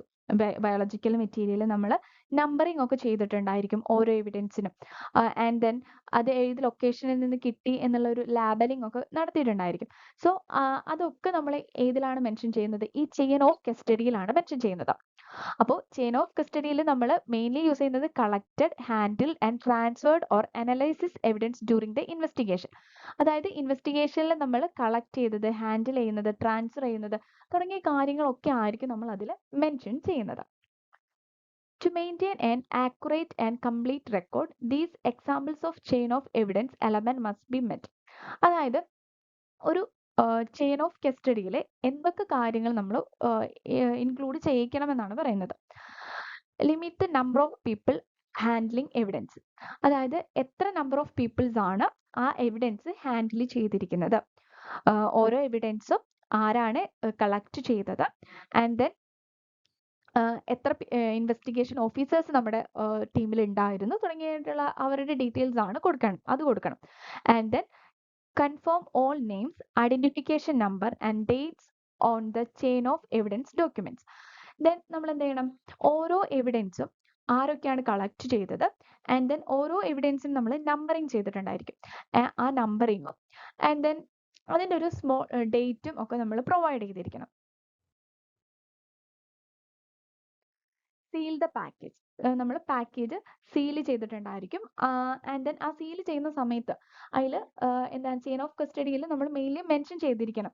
ആ സീൽ ചെയ്യുന്ന സമയത്ത് അതിൽ മെൻഷൻ ചെയ്തിട്ടുണ്ടോ, അതായത് ആ ഓരോ എവിഡൻസിൻ്റെയും ഒരു റഫ്ലി ഒരു ചില ആ ടൈപ്പ് ഓഫ് എവിഡൻസ് ഏത് ടൈപ്പ് ഓഫ് എവിഡൻസ് ആണ്. ഇപ്പോൾ ഉള്ളിലുള്ള എവിഡൻസ് ഹെയർ ആയിരിക്കും, പക്ഷേ ഇത് നമ്മൾ പാക്ക് ചെയ്തിട്ടാണ് കൊടുക്കുന്നത് അല്ലേ. അപ്പോൾ അത് ഫോറൻസിക് ഓഫീസിൽ എത്തുമ്പോൾ അവർക്കത് ഏത് എവിഡൻസ് ആണെന്ന് അറിയില്ല, കാരണം അത് പാക്ക് ചെയ്തിട്ടല്ലേ ഇരിക്കുന്നത്. അപ്പോൾ അതിൻ്റെ ലാബിലെങ്കിലും എന്ത് ചെയ്യണം, മെൻഷൻ ചെയ്യണം. ഇത് ഇന്ന ടൈപ്പ് ഓഫ് ഇതൊരു ബേൺഡ് ഹെയർ ആണ്, ഇന്ന പ്ലേസിൽ നിന്നാണ് കിട്ടിയത്, അങ്ങനെയുള്ള ഒരു റഫ് ഡീറ്റെയിൽസ് എന്തായിരിക്കണം നമ്മൾ അവിടെ കൊടുത്തിരിക്കണം. And double check the marking before submission. അപ്പോൾ നമ്മൾ എന്ത് ചെയ്യണം, ഇതിൽ ഡബിൾ ചെക്ക് ചെയ്യണം ഒന്നും കൂടി. സബ്മിഷന് കൊടുക്കുന്നതിന് മുന്നേ ഒന്നും കൂടി ചെക്ക് ചെയ്യാം. And then obtain signed receipts upon transfer. നമ്മൾ ഒരു എവിഡൻസ് ഒക്കെ കളക്ട് ചെയ്ത് കഴിഞ്ഞു, പാക്ക് ചെയ്തു, കളക്ട് ചെയ്തു, നമ്മൾ എല്ലാം പ്രോപ്പറായി കഴിഞ്ഞു. ഇനി നമ്മൾ എന്ത് ചെയ്യണം, ഇതിനെ നമുക്ക് ലാബുകളിലേക്ക് ട്രാൻസ്ഫർ ചെയ്യണം. ലാബുകളിലേക്ക് ട്രാൻസ്ഫർ ചെയ്യണമെങ്കിൽ അവിടെ കുറച്ച് പ്രൊസീജിയേഴ്സ് ഉണ്ട്. ഫോർവേഡിങ് ലെറ്റർ വേണം, അങ്ങനെ കുറച്ച് പ്രൊസീജിയേഴ്സ് ഉണ്ട്. അതിൻ്റെ സൈൻഡ് റെസിപ്റ്റ്സും കാര്യങ്ങളൊക്കെ നമ്മൾ ഈ ചെയിൻ ഓഫ് കസ്റ്റഡിയിൽ എന്തായിരിക്കണം, ഇൻക്ലൂഡ് ചെയ്തിരിക്കണം. സെവൻത്ത് സ്റ്റെപ്പാണ് പറയുന്നത് ട്രാൻസ്പോർട്ടേഷൻ ഓഫ് ദ എവിഡൻസ്. ഇനി നമുക്ക് ഈ എവിഡൻസിനെ ലാബിലേക്ക് നമുക്ക് അയക്കണം. ലാബിലേക്ക് അയക്കുമ്പോഴും അവിടെ ഒരു നെസസറി ഡോക്യുമെന്റേഷൻ നമുക്ക് വേണം. ആൻഡ് ദെൻ ഒരു സേഫ് ഹാൻഡ്ലിംഗ് ആയിരിക്കണം വേണ്ടത്. ആൻഡ് ദെൻ ഒരു നെസസറി ഡോക്യുമെന്റേഷൻ വേണം. നെസസറി ഡോക്യുമെന്റേഷൻ എന്ന് പറയുന്നത് ആ ഒരു ആ എവിഡൻസിനെ ട്രാൻസ്ഫർ ചെയ്യുമ്പോൾ ആ ഒരു ട്രാൻസ്ഫർ ചെയ്യുന്ന സമയത്ത് അവർക്കൊരു ഇൻഫോർമേഷൻ നമ്മൾ ലാബിലേക്ക് നമ്മൾ ട്രാൻസ്ഫർ ചെയ്യാണ്. സോ ആ ഒരു എവിഡൻസിന്റെ ഒരു ഹിസ്റ്ററി നമ്മൾ എന്ത് പറയണം, നമ്മൾ ഡോക്യുമെന്റ് ചെയ്തിട്ട് ആ ഒരു ഓഫീസേഴ്സുകൾക്ക് കൈമാറിയിരിക്കണം. എവിഡൻസ് ട്രാൻസ്പോർട്ടേഷൻ നടത്തുമ്പോൾ എന്താണ് അതിൽ ജസ്റ്റ് ഒന്ന് മെൻഷൻ ചെയ്തിരിക്കണം, ഇന്ന ടൈപ്പ് ഓഫ്, അതായത് ഇതിൽ എന്താണ് ഗ്ലാസ് ബോട്ടിൽസിൽ എവിഡൻസ് ഉണ്ട്. സോ എന്താണ് അത് പ്രോപ്പർലി ലാബിലേക്ക് എത്തിക്കണം. സോ അതിൻ്റെതായ പ്രിക്കോഷൻസ് എടുത്തിട്ട് വേണം ട്രാൻസ്പോർട്ടേഷൻ നടത്തേണ്ടത്. അങ്ങനെയുള്ള കാര്യങ്ങൾ അവിടെ നമ്മൾ മുൻകൂട്ടിയിട്ട് പറഞ്ഞിരിക്കണം. ആൻഡ് ദെൻ ഒരു ഫോർവേഡിംഗ് ലെറ്റർ വേണം. A formal note accompanies the item sent to the lab outlining the purpose, content and the authorities' signatures. ഒരു ട്രാൻസ്പോർട്ടേഷൻ നടത്തുമ്പോൾ അവിടെ എന്താണ് ഒരു ഫോർവേഡിംഗ് ലെറ്റർ വേണം. ആ ഒരു ഫോർവേഡിംഗ് ലെറ്ററിൽ നമ്മൾ എന്തൊക്കെ മെൻഷൻ ചെയ്തിരിക്കണം, മെയിൻ പർപ്പസ്, അതായത് എന്താണ് അവിടെ ഇൻവെസ്റ്റിഗേറ്റ് ചെയ്യേണ്ടത്, അല്ലെങ്കിൽ ആ ലാബിൽ നിന്ന് നമുക്ക് എന്താണ് ഫൈൻഡ് ചെയ്യേണ്ടത്. അതായത് ഇപ്പോൾ DNA ആണ് ഫൈൻഡ് ചെയ്യുന്നുണ്ടെങ്കിൽ DNA, അതിപ്പോൾ ഒരു ഇൻവെസ്റ്റിഗേഷൻ ചെയ്യാൻ വരുന്ന ഓഫീസേഴ്സിന് അറിയായിരിക്കും. അവർ ആ ക്രൈം സീനിലെത്തി ആ ക്രൈമിന്റെ ഒരു ഫീച്ചേഴ്സ് വെച്ചിട്ട് അവരെന്ത് ചെയ്യും, അതിനെ സോൾട്ട് ഔട്ട് ചെയ്യാൻ വേണ്ടിയിട്ട് എന്ത് ചെയ്യും, ഓരോ ഹെയറിൽ റൂട്ട് ഉണ്ട്, കാര്യങ്ങളുണ്ട് എന്ന് മനസ്സിലാക്കുമ്പോൾ അവരെന്ത് ചെയ്യും, അത് DNA എക്സാമിനേഷന് പോവാം. അല്ലെങ്കിൽ ഒരു റെഡ് സ്റ്റെയിൻ കണ്ടു, ആ റെഡ് സ്റ്റെയിൻ എന്താണെന്ന് ഐഡന്റിഫൈ ചെയ്യണം. സോ അതിന്റെ പർപ്പസ്, ബ്ലഡ് എന്ന് നമ്മൾ പറയില്ല, റെഡ് സ്റ്റെയിൻ എന്നാ പറയാ. ഒരു റെഡ് സ്റ്റെയിൻ നമുക്ക് ക്രൈം സീനിൽ നിന്ന് കിട്ടി, ആ റെഡ് സ്റ്റെയിൻ എന്താണ്, അല്ലെങ്കിൽ ആ യെല്ലോ സ്റ്റെയിൻ എന്താണ്, അത് ഹ്യൂമൻ ബോഡിയിൽ നിന്ന് ഒറിജിനേറ്റ് ചെയ്തതാണോ, അല്ലെങ്കിൽ ഇഫ് ഇറ്റ് ഇസ് എൻ എനിമലിന്റെ ആണോ, പിന്നെ അങ്ങനെയുള്ള കാര്യങ്ങൾ അതിൽ മെൻഷൻ ചെയ്യണം. അതായത് അതാണ് പർപ്പസ് എന്നോട് ഉദ്ദേശിക്കുന്നത്.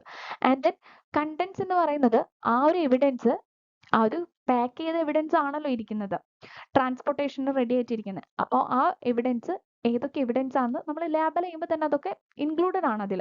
അതൊക്കെ ഫോർവേഡിംഗ് ലെറ്ററിലും നമ്മൾ ഇൻക്ലൂഡ് ചെയ്തിരിക്കണം. ആൻഡ് ദെൻ കൺസേൺഡ് അതോറിറ്റിയുടെ എന്താണ് സിഗ്നേച്ചേഴ്സും വേണം. ആൻഡ് ദെൻ സെക്യൂർ ട്രാൻസ്പോർട്ട് ആയിരിക്കണം. അതായത് നമ്മൾ ആ എവിഡൻസിനെ ഒരു കെയർഫുള്ളി ഹാൻഡിൽ ചെയ്തിട്ട് ഒരു സെക്യൂർ ആയിട്ടുള്ള ഒരു ട്രാൻസ്പോർട്ട് ആയിരിക്കണം. നമ്മൾ എവിഡൻസ് ഒന്നും ലോസ് ആവാത്ത രീതിയിലായിരിക്കണം ട്രാൻസ്പോർട്ടേഷൻ നടക്കേണ്ടത്.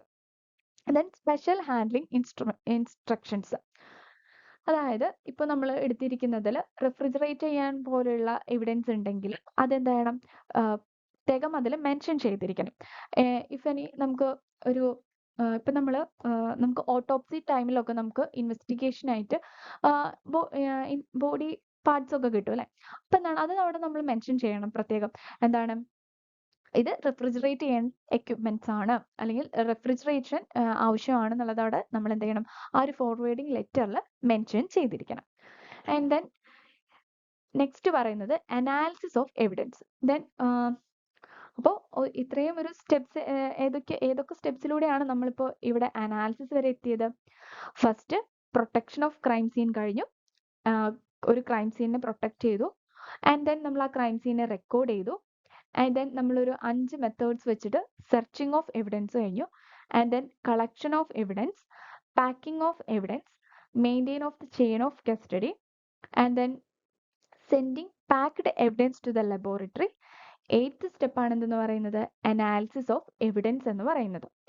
ഈ അനാലിസിസ് ഓഫ് എവിഡൻസിൽ നമ്മൾ ലാബിലേക്ക് അയച്ച ഈ എവിഡൻസിനെ എന്താണ് അവിടെ ലബോറട്ടറിയിൽ അനാലിസിസ് ചെയ്യുകയാണ് ചെയ്യുന്നത്. അനാലിസിസിങ് ടൈമിൽ മെയിൻലി നമ്മൾ ലാബിൽ എത്തിക്കഴിഞ്ഞാൽ ഓരോ എവിഡൻസും കറസ്പോണ്ടിങ് ഡിപ്പാർട്ട്മെന്റിലേക്ക് നമ്മൾ ട്രാൻസ്ഫർ ചെയ്യുന്നുണ്ട്. അതായത് ഒരു ബയോളജിക്കൽ എവിഡൻസ് ആണ് ഉണ്ടെങ്കിൽ അതിനെ ബയോളജിക്കൽ ഡിപ്പാർട്ട്മെന്റിലേക്ക് വിടും. DNA ആണ് കണ്ടുപിടിക്കുന്നതെങ്കിൽ അത് DNA ഡിപ്പാർട്ട്മെന്റിലേക്ക്. ഇനി എക്സ്പ്ലോസീവ്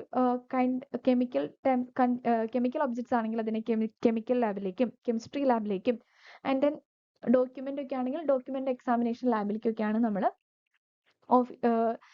ലാബിൽ എത്തിക്കഴിഞ്ഞിട്ടാണ് അത് ഇങ്ങനെ ഡിസ്ട്രിബ്യൂട്ട് ചെയ്യുന്നത്. ദെൻ അപ്പോൾ നമ്മൾ എന്ത് ചെയ്തു, ഒരു അനാലിസിസ് ഓഫ് എവിഡൻസ് ആണ് നടത്തുന്നത്. അപ്പൊ ഫോറൻസിക് ലാബിലെത്തിയിട്ട് കറസ്പോണ്ടിങ് ഡിപ്പാർട്ട്മെന്റിലേക്ക് നമ്മളത് സെൻഡ് ചെയ്തു. അത് അവിടെ തന്നെ ആ ഒരു ലാബിൽ തന്നെയുള്ള കറസ്പോണ്ടിങ് ഡിപ്പാർട്ട്മെന്റിലേക്ക് നമ്മൾ എന്ത് ചെയ്തു, ഓരോ എവിഡൻസിനെയും കൊടുത്തു. ആൻഡ് ദെൻ അവിടുത്തെ ഇൻവെസ്റ്റിഗേഷൻ ഓഫീസേഴ്സ് ആയിരിക്കണം ആ എവിഡൻസിനെ പ്രോപ്പർലി സ്റ്റോർ ചെയ്തിട്ട് കണ്ടാമിനേഷൻ ഒന്നും കൂടാതെ, ഡിഗ്രഡേഷൻ ഒന്നും സംഭവിക്കാതെ അതിനെന്തെങ്കിലും പ്രിവെന്റ് ചെയ്യണം. കണ്ടാമിനേഷൻ ഒന്നുമില്ല. കാരണം ഈവൻ നമ്മുടെ കേസ് കഴിഞ്ഞാലും ഈവൻ ഇഫ് കോർട്ടിൽ നമുക്ക് റീ എക്സാമിനേഷൻ ഒക്കെ വരുമ്പോൾ നമുക്ക് ഈ എവിഡൻസ് വീണ്ടും എക്സാമിൻ ചെയ്യേണ്ടതായിട്ട് വരും. സോ ഇതിനൊക്കെ നമ്മൾ സ്റ്റോർ ചെയ്ത് വെക്കണം. പ്രോപ്പർലി ഹാൻഡിൽ ചെയ്ത് സ്റ്റോർ ചെയ്ത് വെക്കണം. ദെൻ നെക്സ്റ്റ് പറയുന്നത് ഒരു എക്സാമ്പിൾ ആണ് പറയുന്നത്. ഇപ്പൊ ഒരു ഹെയർ ആണ് നമുക്കൊരു ക്രൈം സീനിൽ നിന്ന് ഒരു ഹെയർ നമുക്ക് കിട്ടി. ഈ ഹെയറിനെ നമ്മൾ എക്സാമിൻ ചെയ്യുമ്പോൾ നമ്മുടെ മൈൻഡിൽ നമുക്ക് കുറച്ച് ക്വസ്റ്റ്യൻസ് ആണ് വേണ്ടത്. നമ്മുടെ മൈൻഡിൽ കുറേ ക്വസ്റ്റ്യൻസ് വേണം. ആൻഡ് ദെൻ നമുക്കൊരു നല്ലൊരു ഒബ്സർവേഷൻ സ്കില്ല് വേണം. ക്രൈം സീനിൽ പോകുമ്പോൾ നമുക്ക് നല്ലൊരു ഒബ്സർവേഷൻ സ്കില്ല് വേണം. ആൻഡ് ദെൻ അവിടെയും നമുക്ക് കുറേ ക്വസ്റ്റ്യനിങ് മൈൻഡാണ് നമുക്ക് വേണ്ടത്. അതേപോലെ തന്നെയാണ് ലാബിൽ വരുമ്പോഴും കുറേ ക്വസ്റ്റ്യൻസ് അവിടെ നമ്മുടെ മുന്നിൽ കുറേ ക്വസ്റ്റ്യൻസ് ആണ്. ആ ക്വസ്റ്റ്യൻസിനാണ് നമ്മളിവിടെ സോൾവ് ചെയ്യുന്നത്. ഓക്കെ, അതായത് ഇപ്പൊ ഒരു ഹെയർ ആണ് നമുക്കൊരു ക്രൈം സീനിൽ നിന്ന് കിട്ടിയെങ്കിൽ നമ്മൾ എന്തൊക്കെ ക്വസ്റ്റ്യൻസ് അതിൽ നിന്ന് അറൈസ് ചെയ്യാം. whether the material is hair or not, if hair, whether it is human, if human, whether it is belong to male or female, which side of the body it's from, finally to whom it belongs. അതായത് ഇത്രയും questions നമുക്ക് അതിൽ നിന്ന് arise ചെയ്താൽ മാത്രമേ ആ ഒരു final റിസൾട്ട്സിലേക്ക് നമ്മൾ എത്തുള്ളൂ. അതായത് ഫസ്റ്റ് നമുക്കൊരു ക്രൈം സീനിൽ നമുക്ക് കിട്ടുന്ന ഒരു ഹെയർ ആണ്. ആ ഒരു ഹെയർ നമുക്ക് എന്ത് പറയണം, നമ്മൾക്ക് ഒരു ക്രൈം സീനിൽ നിന്ന് കിട്ടുമ്പോൾ നമ്മൾ അസ്യൂം ചെയ്യാണ് അത് ഹ്യൂമൻ ഹെയർ ആണ് എന്ന് വെച്ചിട്ട് നമുക്ക് എക്സാമിനേഷൻ ചെയ്യാൻ പറ്റില്ല. അപ്പൊ നമ്മൾ ഫസ്റ്റ് എന്ത് ചെയ്യണം, ആ ഹെയർ എന്ന് പറയുന്നത് ഹ്യൂമന്റെ ആണോ അല്ലയോ. ഫസ്റ്റ് നമ്മൾ ചെക്ക് ചെയ്യേണ്ടത് എന്താണ്, if the material is hair or not. അപ്പൊ നമ്മളെപ്പോഴും എവിഡൻസ് കളക്ട് ചെയ്യുമ്പോൾ അത് ഹെയർ ലൈക്ക് പാർട്ടിക്കിൾസ് നമ്മൾ കൺസിഡർ ചെയ്യുന്നുള്ളൂ. ഓക്കെ, ദെൻ അനാലിസിസ് ചെയ്യുന്ന സമയത്താണ് നമ്മൾ എന്ത് ചെക്ക് ചെയ്യുന്നത്, അത് ഹെയർ ആണോ ഓർ അതർ എനിത്തിങ് പാർട്ടിക്കിൾസ് ആണോ എന്ന് നമ്മൾ ചെക്ക് ചെയ്യുന്നത്. സോ അതാണ് നമ്മൾ ഫസ്റ്റ് അറൈസ് ചെയ്യുന്ന question. And then if it is A hair, അത് ഹെയർ ആണെങ്കിൽ ഹ്യൂമന്റെ ആണോ എനിമലിന്റെ ആണോ എന്ന് നമ്മൾ ചെക്ക് ചെയ്യുന്നു. ഇനി അത് ഹ്യൂമന്റെ ഹെയർ ആണെങ്കിൽ അത് മെയിലിന്റെ ആണോ ഫീമെയിലിന്റെ ആണോ എന്ന് നമ്മൾ അവിടെ ചെക്ക് ചെയ്യേണ്ടതിരിക്കുന്നു. ആൻഡ് ദെൻ ഇപ്പൊ അത് മെയിലിന്റെ ആവാം ഫീമെയിലിന്റെ ആവാം, ഏത് സെക്സിന്റെ ആയാലും ശരി, ഏത് ജെൻഡർ ആയാലും ശരി, നമ്മൾ എന്ത് കൺസിഡർ ചെയ്യണം, ദെൻ നമ്മൾ ചെക്ക് ചെയ്യേണ്ടത് ഏത് പാർട്ട് ഓഫ് ബോഡിയിൽ നിന്നായിരിക്കാം ഈ ഹെയർ പുൾ ഔട്ട് ചെയ്തത്, അല്ലെങ്കിൽ ഈ ഹെയർ ഏത് ബോഡി പാർട്ടിനെ റിലേറ്റ് ചെയ്ത് വരുന്നതാണ്. ആൻഡ് ദെൻ ആരുടെ ആയിരിക്കാം ഈ മുടി. ഇത്രയും അല്ലെങ്കിൽ ആരുടെ ആയിരിക്കാം ഈ ഹെയർ. ഇത്രയും കാര്യങ്ങളാണ് നമുക്കൊരു ഹെയർ കിട്ടിക്കഴിഞ്ഞാൽ, ഒരു സിമ്പിൾ ആയിട്ട് ഒരു ചെറിയ പോർഷൻ ഓഫ് ഹെയർ കിട്ടിക്കഴിഞ്ഞാൽ അപ്പോൾ തന്നെ നമുക്ക് എന്താണ് ഒരു 5 ടൈപ്പ് ഓഫ് ക്വസ്റ്റ്യൻസ് ആണ് ഇവിടെ അറൈസ് ചെയ്തത് അല്ലെ. ഇതേപോലെ തന്നെയാണ് ഏതൊരു എവിഡൻസും നമുക്ക് കിട്ടിക്കഴിഞ്ഞാലും ഇതേപോലെ ക്വസ്റ്റ്യൻസിനെയാണ് നമ്മൾ അവിടെ സോൾവ് ചെയ്യുന്നത്. ഓക്കെ, അതായത് ക്വസ്റ്റ്യൻസിനെ സോൾവ് ചെയ്തിട്ടാണ് നമ്മൾ ഫൈനൽ ആൻസറിലേക്ക് എത്തുന്നത്. ഇതേപോലെ തന്നെ നമുക്കൊരു ക്ലോത്ത് കിട്ടുകയാണെങ്കിൽ നമുക്ക് പറയാം അത് ക്ലോത്ത് ആണോ അല്ലെങ്കിൽ വേറെ ഏതെങ്കിലും മെറ്റീരിയൽ ആണോ, അതേപോലെ ഈ ക്ലോത്ത് ഓർഗാനിക് ആണോ അല്ലെങ്കിൽ സിന്തറ്റിക് ആണോ, അങ്ങനെ കുറെ ക്വസ്റ്റ്യൻസ് അറൈസ് ചെയ്തിട്ടാണ് നമ്മൾ ഇതിലേക്ക് എത്തുന്നത്, ഈ എക്സാമിനേഷന്റെ ഫൈനൽ റിസൾട്ടിലേക്ക് നമ്മൾ എത്തുന്നത്. Forensic scientists categorized all the analytical activities in terms of identification, individualization and reconstruction. അതായത് നമ്മൾ എവിഡൻസിനെ അനാലിസിസ് ചെയ്യാണ്. അനാലിസിസ് ചെയ്ത് കഴിഞ്ഞ് ലാസ്റ്റ് ഫൈനൽ റിപ്പോർട്ട് ചെയ്ത് കഴിഞ്ഞ് ഫൈനലായിട്ട് നമ്മൾ റിപ്പോർട്ട് ചെയ്തു. ആൻഡ് ദെൻ നമ്മൾ എങ്ങനെ ഈ എവിഡൻസിനെ നമ്മൾ എങ്ങനെ കാറ്റഗറൈസ് ചെയ്യും? ഐഡന്റിഫിക്കേഷൻ, ഇൻഡിവിജ്വലൈസേഷൻ ആൻഡ് റീകൺസ്ട്രക്ഷൻ എന്നിങ്ങനെ മൂന്നായിട്ട് കാറ്റഗറൈസ് ചെയ്യും. ഐഡന്റിഫിക്കേഷൻ എന്നതുകൊണ്ട് ഉദ്ദേശിക്കുന്നത്, ഐഡന്റിഫിക്കേഷൻ എന്നതിൽ നമ്മൾ ഉദ്ദേശിക്കുന്നത് നമുക്കൊരു ഇപ്പൊ ഒരു ഹെയർ കിട്ടിയെന്ന് പറഞ്ഞല്ലോ, ക്രൈം സീനിൽ നിന്ന് നമുക്കൊരു ഹെയർ ലഭിച്ചു. ആ ഹെയറിൽ ക്വസ്റ്റ്യൻസ് അറൈസ് ചെയ്തു നമ്മൾ. എന്നിട്ട് അത് ഒരു ഹ്യൂമന്റെ ഹെയർ ആണോ അല്ലെങ്കിൽ അത് ഹെയർ ആണോ അല്ലേ ഹ്യൂമന്റെ ഹെയർ തന്നെയാണോ, ആൻഡ് ദെൻ മെയിലിന്റെ ആണോ ഫീമെയിലിന്റെ ആണോ ഹെയർ, ആൻഡ് ദെൻ ഏത് ബോഡി പാർട്ടിൽ നിന്ന് വന്നു, ആൻഡ് ദെൻ ഏത് പേഴ്സണിലേക്കാണ് അത് ലീഡ് ചെയ്യുന്നത് തുടങ്ങിയ കാര്യങ്ങൾ നമ്മൾ എസ്റ്റിമേഷൻ ചെയ്യുന്നതിനാണ് ഐഡന്റിഫിക്കേഷൻ എന്നുകൊണ്ട് ഉദ്ദേശിക്കുന്നത്. ആൻഡ് ദെൻ ഇൻഡിവിജ്വലൈസേഷനിൽ നമ്മൾ യൂസ് ചെയ്യുന്നത്, അതായത് നമുക്ക് ആ ക്രൈം സീനിൽ നിന്ന് കിട്ടിയ എവിഡൻസ് തന്നെയാണോ, അതായത് ഇപ്പൊ ഒരു ഹെയർ ആണെങ്കിൽ നമുക്ക് എന്ത് ചെയ്യാം, അതിന്റെ സാമ്പിൾ കളക്ട് ചെയ്യാം. ഈ ഇൻഡിവിജ്വലൈസേഷൻ എന്ന് പറയുന്നത് എല്ലാ കേസിലും എല്ലാ എവിഡൻസിലും നമുക്ക് അപ്ലിക്കബിൾ അല്ല. So if it is example പറയുകയാണെങ്കിൽ ഹെയറിന്റെ കേസിൽ നമുക്ക് അപ്ലിക്കബിൾ ആണ്. കാരണം ഈ ഹെയറിനെ നമുക്ക് എന്ത് ചെയ്യാം, സാമ്പിൾസും കളക്ട് ചെയ്യാനായിട്ട് പറ്റും. ആ സാമ്പിൾ ഇപ്പോൾ നമുക്ക് കളക്ട് ചെയ്ത് കഴിഞ്ഞാൽ അതിൽ നിന്ന് നമുക്ക് മനസ്സിലാക്കാൻ പറ്റും നമുക്ക് ക്രൈം സീനിൽ നിന്ന് കിട്ടിയ ആ ഹെയറും ഇപ്പൊ നമ്മൾ സാമ്പിൾ കളക്ട് ചെയ്ത ഇതും സെയിം തന്നെയാണോ എന്ന് നോക്കുന്നതാണ് ഇൻഡിവിജ്വലൈസേഷൻ എന്ന് പറയുന്ന പ്രോസസ്സ്. സോ ഇൻഡിവിജ്വലൈസേഷൻ എന്ന് പറയുന്നത് എല്ലാ എവിഡൻസിനും പോസിബിൾ അല്ല. അതൊരു കുറച്ച് ക്രൂഷ്യൽ ആയിട്ടുള്ള ഒരു മെത്തേഡാണ്. കാരണം എല്ലാ എവിഡൻസിനും നമുക്ക് അങ്ങനെ ഒരു ഇൻഡിവിജ്വലൈസേഷൻ നടത്താൻ പറ്റിയെന്ന് വരില്ല. ആൻഡ് ദെൻ റീകൺസ്ട്രക്ഷൻ എന്ന് പറയുന്നത് നമ്മൾ ആ ക്രൈം സീൻ ഫോട്ടോഗ്രാഫി എടുത്ത് വീഡിയോഗ്രാഫി ഒക്കെ എടുത്ത് ഡോക്യുമെന്റ് ചെയ്തിട്ടുണ്ട്. അതിന്റെ ഒരു ഹെൽപ്പോട് കൂടി നമ്മൾ എന്ത് ചെയ്യുന്നു, റീകൺസ്ട്രക്ട് ചെയ്തിട്ട് അതിന് ഫർദർ ഇൻവെസ്റ്റിഗേഷന്റെ ഒരു സോർട്ട് ഔട്ടിലേക്ക് എത്താനായിട്ട് നമ്മളെ ഹെൽപ്പ് ചെയ്യുന്നതാണ് റീകൺസ്ട്രക്ഷൻ എന്ന് പറയുന്നത്. സോ ഇങ്ങനെ 3 സ്റ്റെപ്പായിട്ടാണ് നമ്മൾ ഈ അനലിറ്റിക്കൽ ആക്ടിവിറ്റീനെ കാറ്റഗറൈസ് ചെയ്യുന്നത്. ഇതിനെ കുറിച്ച് കൂടുതൽ ഡിസ്ക്രൈബ് ചെയ്ത് പഠിക്കണമെന്നില്ല. ജസ്റ്റ് ഇങ്ങനെ ഐഡന്റിഫിക്കേഷൻ എന്താണ്, ഇൻഡിവിജ്വലൈസേഷൻ എന്താണ്, റീകൺസ്ട്രക്ഷൻ എന്താണെന്ന് ജസ്റ്റ് അറിഞ്ഞിരിക്കാം. ഐഡന്റിഫിക്കേഷൻ എന്ന് പറയുന്നത് നമ്മൾ ക്രൈം സീനിൽ നിന്ന് ലഭിക്കുന്ന ഓരോ എവിഡൻസിനെയും എക്സാമിൻ ചെയ്യുന്നതാണ് ഉദ്ദേശിക്കുന്നത്.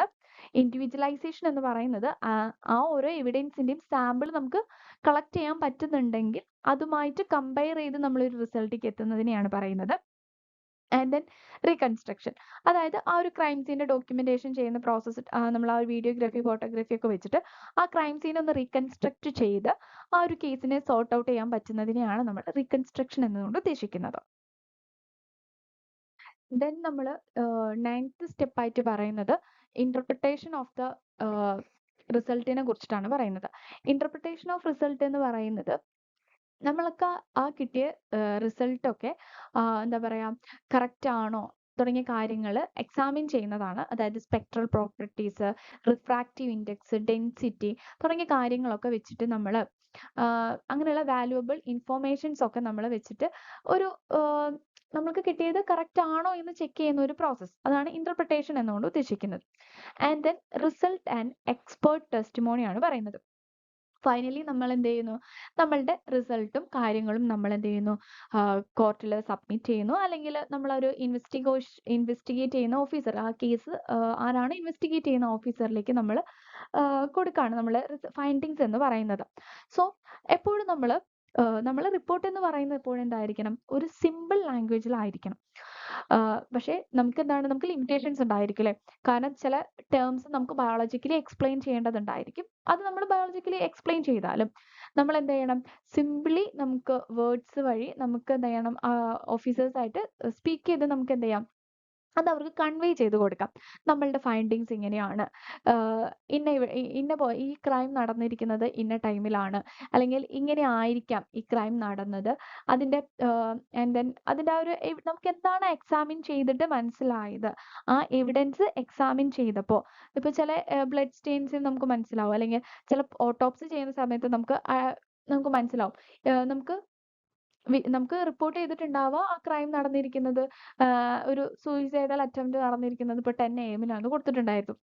പക്ഷെ നമുക്ക് ഓട്ടോപ്സി ചെയ്യുന്ന സമയത്ത് മനസ്സിലാവും ആ ഒരു പേഴ്സൺ ഡെഡ് ആയിരിക്കുന്നത് ഒരു ഏർലി ഒരു 7 AM ആ ടൈമിലൊക്കെ ആണെങ്കിൽ അതൊക്കെ നമുക്ക് ഐഡന്റിഫൈ ചെയ്യാൻ പറ്റും അല്ലേ? തുടങ്ങിയ കാര്യങ്ങൾ അങ്ങനെ കുറെ ഡീറ്റെയിൽ ആയിട്ടും നമ്മൾ എന്ത് ചെയ്യണം, നമ്മുടെ ഫൈൻഡിങ്സ് ഒക്കെ ആ കേസ് ഇൻവെസ്റ്റിഗേറ്റ് ചെയ്യുന്ന ഓഫീസേഴ്സിന് നമ്മൾ കൺവേ ചെയ്ത് കൊടുക്കണം. ആൻഡ് ദെൻ വളരെ ഇമ്പോർട്ടന്റ് ആയിട്ടുള്ള ഒരു ജോബാണ് നമ്മുടെ എക്സ്പേർട്ട് ടെസ്റ്റിമോണി എന്ന് പറയുന്നത് അല്ലേ?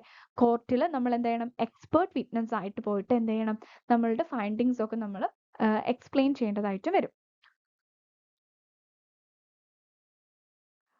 അത്രയും കാര്യങ്ങളാണ് ഇവിടെ ഉദ്ദേശിച്ചിരിക്കുന്നത്. ഈ ഒരു പോയിന്റിലും അതൊക്കെ തന്നെയാണ് ഉദ്ദേശിച്ചിരിക്കുന്നത്. അതായത് കോർട്ടിൽ പോയിട്ട് നമ്മൾ എന്ത് ചെയ്യണം, നമ്മളുടെ റിപ്പോർട്ട് എക്സ്പ്ലെയിൻ ചെയ്യേണ്ട ഒരു സിമ്പിൾ ലാംഗ്വേജിലായിരിക്കണം എപ്പോഴും നമ്മുടെ ഫൈൻഡിങ്സ് എന്ന് പറയുന്നതാണ് ഉദ്ദേശിക്കുന്നത്. സോ ഇത്രയും ഡിസ്ക്രൈബ് ആയിട്ട് ഇത് കൊടുത്തിട്ടുണ്ടെങ്കിലും ഇപ്പൊ ഈ ക്ലാസ് 1-2 വട്ടം കേട്ട് കഴിഞ്ഞാൽ തന്നെ നമുക്ക് എന്താൻ പറ്റും, ഇതിൽ ഓരോ ടേംസ് എന്താണ് ഉദ്ദേശിക്കുന്നത് നമുക്ക് മനസ്സിലാവും. അത്രയും കാര്യങ്ങൾ തന്നെ നമുക്ക് ഇതിൽ മെയിനായിട്ട് അറിയാനുള്ളൂ. ഈ ഒരു ഫസ്റ്റ് മൊഡ്യൂൾ നമ്മുടെ ഫസ്റ്റ് മൊഡ്യൂളും ഇതിപ്പോ സെക്കൻഡ് മൊഡ്യൂൾ സ്റ്റാർട്ട് ചെയ്തതാണ്. ഈ ഒരു ഭാഗം വരെ എന്താണ് ഒരു എന്താണ് ഈ ഫോറൻസിക് സബ്ജക്റ്റുകളൊന്നും അറിയാത്ത ഒരാള് ഇതിലേക്ക് എൻറ്റർ ചെയ്യുമ്പോൾ ബേസിക് ആയിട്ട് അറിയേണ്ട കുറച്ച് കാര്യങ്ങളാണ് നമ്മളിവിടെ ഡിസ്ക്രൈബ് ചെയ്തത്. സോ ഇത് നമുക്ക് ഓൾസോ ഇമ്പോർട്ടൻറ്റും ആണ്, നമുക്ക് പഠിക്കാനും ഇമ്പോർട്ടൻ്റ് ഉള്ള പോയിന്റ്സ് ആണ്. ആൻഡ് ദെൻ കുറച്ചും കൂടി സിമ്പിൾ ആണ്. ഇനി വരുന്ന ടോപ്പിക്സ് വെച്ച് നോക്കുമ്പോൾ കുറച്ചും കൂടി സിമ്പിൾ ആണ്. അപ്പോൾ ഈ ഒരു പോർഷൻ നന്നായി മനസ്സിലാക്കിയാൽ മാത്രമേ ഫർദർ നമുക്ക് ഇതിൽ നിന്നാണ് നമുക്ക് ബിൽഡ് ചെയ്ത് പോകേണ്ടത്. സോ ഫോറൻസിക് സബ്ജക്റ്റ് ഫെമിലിയർ അല്ലാത്തവരും ഈ ക്ലാസ് കേൾക്കുന്നുണ്ടാവും. അതാണ് ഞാൻ ഇങ്ങനെ പറഞ്ഞത്. കാരണം നിങ്ങൾ ഒരുപക്ഷെ ചിന്തിക്കുന്നുണ്ടാവും ഇത് ഇത്രയും സിമ്പിൾ ആണോ എന്നുള്ളത്. നമുക്ക് സിമ്പിൾ ആയിട്ട് പഠിക്കാം. ആദ്യം നമുക്ക് ബേസ് ഉണ്ടായിരിക്കണം. അപ്പോൾ ഈ ഫസ്റ്റ് മൊഡ്യൂളും സെക്കൻഡ് മൊഡ്യൂളിന്റെ ഈ ഒരു പാർട്ട് എന്ന് പറയുന്നത് ഒരു ബേസ് ആണ് നമുക്ക് ബിൽഡ് ചെയ്തെടുക്കുന്നത്. ഓക്കെ, അപ്പോൾ ഈ ഒരു ക്ലാസ് മെയിൻ ആയിട്ട് ഫോക്കസ് ചെയ്യേണ്ടത് എന്താണ് എവിഡൻസ്, ആൻഡ് ദെൻ ആ ഒരു 10 ടൈപ്പ് ഓഫ് എത്ര ടൈപ്പ് ഓഫ് എവിഡൻസ് ഉണ്ട്, ആൻഡ് ദെൻ സെർച്ചിങ് മെത്തേഡ്സ് ഒരു 5 ടൈപ്പ് ഓഫ് സെർച്ചിങ് മെത്തേഡ്സ് പറഞ്ഞിട്ടുണ്ടായിരുന്നു. അവിടെ നിന്ന് ക്വസ്റ്റ്യൻസ് വന്നിട്ടുണ്ട് നെറ്റ് എക്സാമിനൊക്കെ. ആൻഡ് ദെൻ ആ ഒരു 10 പ്രോട്ടോകോൾസ് ഉണ്ടല്ലോ, ഒക്കെയാണ് മെയിൻലി ഫോക്കസ് ചെയ്യേണ്ടത്. അതിൽ റെക്കോർഡിങ്ങിന് വേണ്ടി നമ്മൾ യൂസ് ചെയ്യുന്ന 3 എക്യുപ്മെന്റ്സ് ഏതാണ്, അങ്ങനെ ഉള്ള കാര്യങ്ങളൊക്കെയാണ് ഇതിൽ ഇമ്പോർട്ടൻ്റ് ആയിട്ട് വരുന്നത്. ദെൻ നമുക്ക് കുറച്ച് ക്വസ്റ്റ്യൻസ് ഡിസ്കസ് ചെയ്യാം. First question, what is the primary goal of a crime scene investigation? Option A, to arrest the suspect immediately. Option B, to collect evidence that can establish facts of the case. Option C, to interrogate witness on the spot. Option D, to secure media coverage. അപ്പൊ എന്താണ് ഒരു crime scene ഇൻവെസ്റ്റിഗേഷന്റെ primary goal എന്ന് പറയുന്നത്? Correct answer വരുന്നത് option B ആണ്. To collect evidence that can establish fact of the case. നമുക്ക് ആ ഒരു എവിഡൻസ് കളക്ട് ചെയ്തിട്ട് ഫാക്ട്സ് നമുക്ക് എക്സ്റ്റാബ്ലിഷ് ചെയ്യണം. അതാണ് നമ്മുടെ മെയിൻ എയിം എന്ന് പറയുന്നത്. What is the first step in processing of a crime scene? ഒരു ക്രൈം സീൻ പ്രോസസ്സിംഗിന്റെ ഫസ്റ്റ് സ്റ്റെപ്പ് ഏതൊക്കെയാണ്? Option A, collecting evidence. Option B, photographing the scene. Option C, securing and isolating the crime scene. Option D, sketching the crime scene. ഇതിൽ നമ്മൾ 10 steps പറഞ്ഞിട്ടുണ്ടായില്ലേ, അതിൽ ഏറ്റവും ഫസ്റ്റത്തെ step ഏതാണെന്നാണ് നമ്മുടെ question. അതിന്റെ ആൻസർ വരുന്ന ഏതാണ്? ഓപ്ഷൻ സി ആണ്, securing and isolating the crime scene. Third question. Which type of evidence is considered the most reliable in identifying a suspect? ഒരു option A fibre evidence, option B finger print, option C blood type, option D shoe print. Correct answer വരുന്നത് option B finger print ആണ്. അതായത് നമുക്ക് സസ്പെക്റ്റിലേക്ക് lead ചെയ്യുന്ന ഏറ്റവും most important ആയിട്ടുള്ള evidence എന്ന് പറയുന്നത് എപ്പോഴും അത് ഫിംഗർ പ്രിന്റ് ആണ്. Okay, and then what is A chain of custody? CSI means chain of custody ആണ് ഉദ്ദേശിക്കുന്നത്. Option A, a list of suspects involved in a case. Option B, the documented process of evidence handling from collection to presentation in court. Option C, the series of police officers assigned to the crime scene. Option D, the order in which witnesses are questioned. അപ്പൊ എന്താണ് chain of custody എന്ന് പറയുന്നത്? Chain of custody എന്ന് പറയുന്നത് documentation ചെയ്യുന്ന process ആണ് അല്ലെ. അപ്പോൾ ഓപ്ഷൻ ബി ആണ് കറക്റ്റ് ആൻസർ ആയിട്ട് വരുന്നത്. The documented process of evidence handling from collection to presentation in court. അതായത് നമ്മൾ കളക്ട് ചെയ്ത് കോർട്ടിൽ പ്രസന്റ് ചെയ്യുന്നത് വരെയുള്ള ഡോക്യുമെന്റ് ചെയ്യുന്ന പ്രോസസ്സിനെയാണ് എന്തെന്ന് പറയുന്നത്? ചെയിൻ ഓഫ് കസ്റ്റഡി എന്ന് പറയുന്നത്. Fifth question. Which method is used to search a large outdoor crime scene? ഒരു ലാർജ് ഔട്ട്ഡോർ ക്രൈം സീൻ നമ്മൾ ഏത് മെത്തേഡ് ആണ് യൂസ് ചെയ്യുന്നത്? Line or strip search method, option B spiral search, option C grid or zone searching, option D random search. നമ്മൾ ആ searching method പഠിച്ചപ്പോഴേ പറഞ്ഞിരുന്നു, outdoor crime സീനിൽ investigation ചെയ്യാൻ നമ്മൾ എപ്പോഴും യൂസ് ചെയ്യുന്നത് line or strip searching method ആണ് യൂസ് ചെയ്യുന്നത്. കറക്റ്റ് ആൻസർ വരുന്നത് ഓപ്ഷൻ എ ആണ്. Which of the following is not a physical evidence? അതിൽ ഫിസിക്കൽ എവിഡൻസ് എല്ലാത്തും ഏതാണെന്നാണ് ആ ഒരു ചാപ്റ്ററിൽ നമ്മൾ പറഞ്ഞിട്ടുണ്ടായിരുന്നു എന്തൊക്കെയായിരുന്നു ഫിസിക്കൽ എവിഡൻസ് എന്ന്. അപ്പോൾ hair strand, blood stain, fingerprint, suspect statements. ഇതില്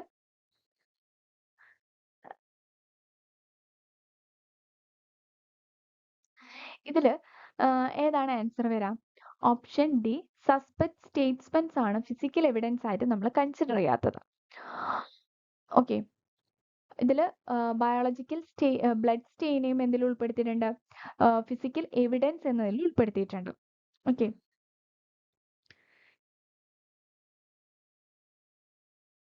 ഇതിലൊരു ചെറിയൊരു കറക്ഷൻ ഉണ്ട്.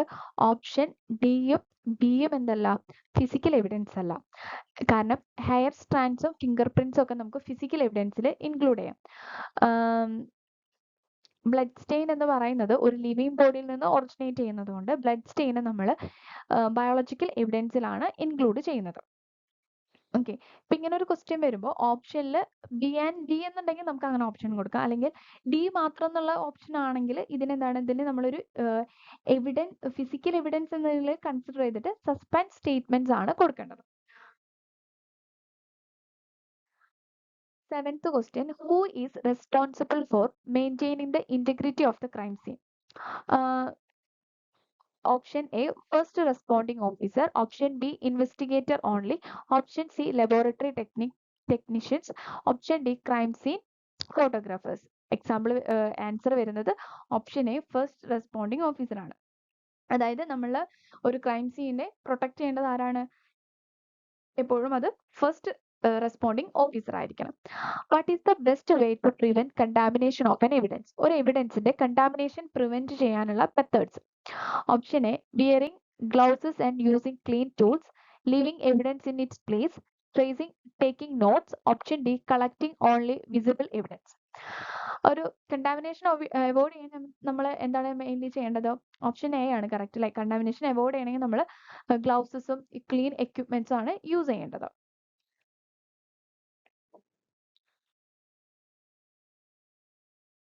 Next question. In an air crash cases, the following method of survey is most useful. അതായത് ഒരു എയർ ക്രാഷ് ആണ് നടന്നിട്ടുള്ളത്. അപ്പോൾ ഏതൊരു മെത്തേഡാണ് നമ്മളവിടെ യൂസ് ചെയ്യുന്നത്? Strip method, spiral method, zone method and wheel method. ഇതിൽ നമ്മൾ ചൂസ് ചെയ്തത് ഓപ്ഷൻ ഡി വീൽ മെത്തേഡ് ആണ്. അതായത് എയർ ക്രാഷ് ആണ് നടന്നിരിക്കുന്നത്. അപ്പൊ നമ്മൾ അവിടെ ഒരു നമുക്ക് എവിഡൻസ് എയർ ക്രാഷ് നടന്നിരിക്കുന്ന ആ ഒരു എവിഡൻസിനെ നമ്മൾ വീല് പോലെ കൺസിഡർ ചെയ്തിട്ട് അതായത്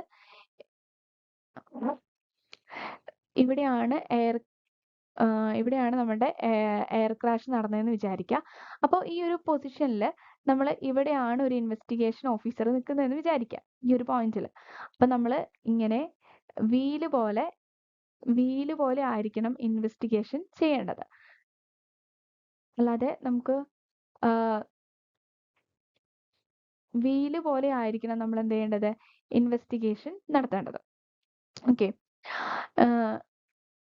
നെക്സ്റ്റ് പറയുന്നത് 10th ക്വസ്റ്റ്യൻ പറയുന്നത് step of investigation in proper sequence. അതായത് ഒരു ഇൻവെസ്റ്റിഗേഷന്റെ പ്രോപ്പർ സ്റ്റെപ്പ് ഏതാണെന്നാണ്. Option A protection of crime scene, interview of witness, photography of crime scene, collection and dispatch the physical evidence. Option B photography of crime scene, protection of crime scene, interview of witness, collection and dispatch of the physical evidence. Option C protection of crime scene, photography of crime scene, collection and dispatch of the physical evidence, interview of witness. Option D interview of witness, photography of crime scene, collection and dispatch of the physical evidence, protection of crime scene. Correct answer ആയിട്ട് വരുന്നത്. അതായത് ആ ഒരു 10th step പഠിക്കേണ്ട ഒരു importance ഇപ്പൊ മനസ്സിലായിണ്ടാവില്ല. ഒരു 2 ക്വസ്റ്റ്യനോളം നമ്മൾ പറഞ്ഞല്ലേ. ഈ ഒരു 10th ക്വസ്റ്റ്യൻ എന്ന് പറയുന്നത് മുന്നേ നമ്മൾ കണ്ട ക്വസ്റ്റ്യനും നെറ്റിന്റെ PYQ ആണ്. അപ്പോൾ ഈ 10th ക്വസ്റ്റ്യനിൽ പറയുന്നത് എന്താണ്, ഇൻവെസ്റ്റിഗേഷന്റെ ഒരു പ്രോപ്പർ സീക്വൻസ് ഏതാണെന്നാണ് നമ്മളോട് ചോദിച്ചിട്ടുള്ളത്. കറക്റ്റ് ആൻസർ വരുന്നത് ഓപ്ഷൻ സി ആണ്. Protection of crime scene, photography of the crime scene and the collection and dispatch of the physical evidence. Then നമ്മൾ എന്ത് ചെയ്യുന്നു, ഇന്റർവ്യൂ ഓഫ് ദ വിറ്റ്നസിന്റെ ഇന്റർവ്യൂ എടുക്കുന്നത് ലാസ്റ്റ് ആയിരിക്കും. ഇതൊരു ഫോറൻസിക് ഇൻവെസ്റ്റിഗേഷന്റെ സ്റ്റെപ്പാണ് പറഞ്ഞിട്ടുള്ളത്. ഓക്കെ. അപ്പോൾ ഇന്നത്തെ ഒരു സെക്ഷനിൽ നമ്മൾ എവിഡൻസസിനെ കുറിച്ച് പറഞ്ഞു, സ്റ്റെപ്സിനെ കുറിച്ച് ഡിസ്ക്രൈബ് ചെയ്തു, ആൻഡ് ദെൻ ഒരു ഇമ്പോർട്ടൻ്റ് ആയിട്ടുള്ള ഒരു 10 ക്വസ്റ്റ്യൻസ് നമ്മൾ ഡിസ്ക്രൈബ് ചെയ്തിട്ടുണ്ട്, എക്സ്പ്ലെയിൻ ചെയ്തിട്ടുണ്ട്. Thank you.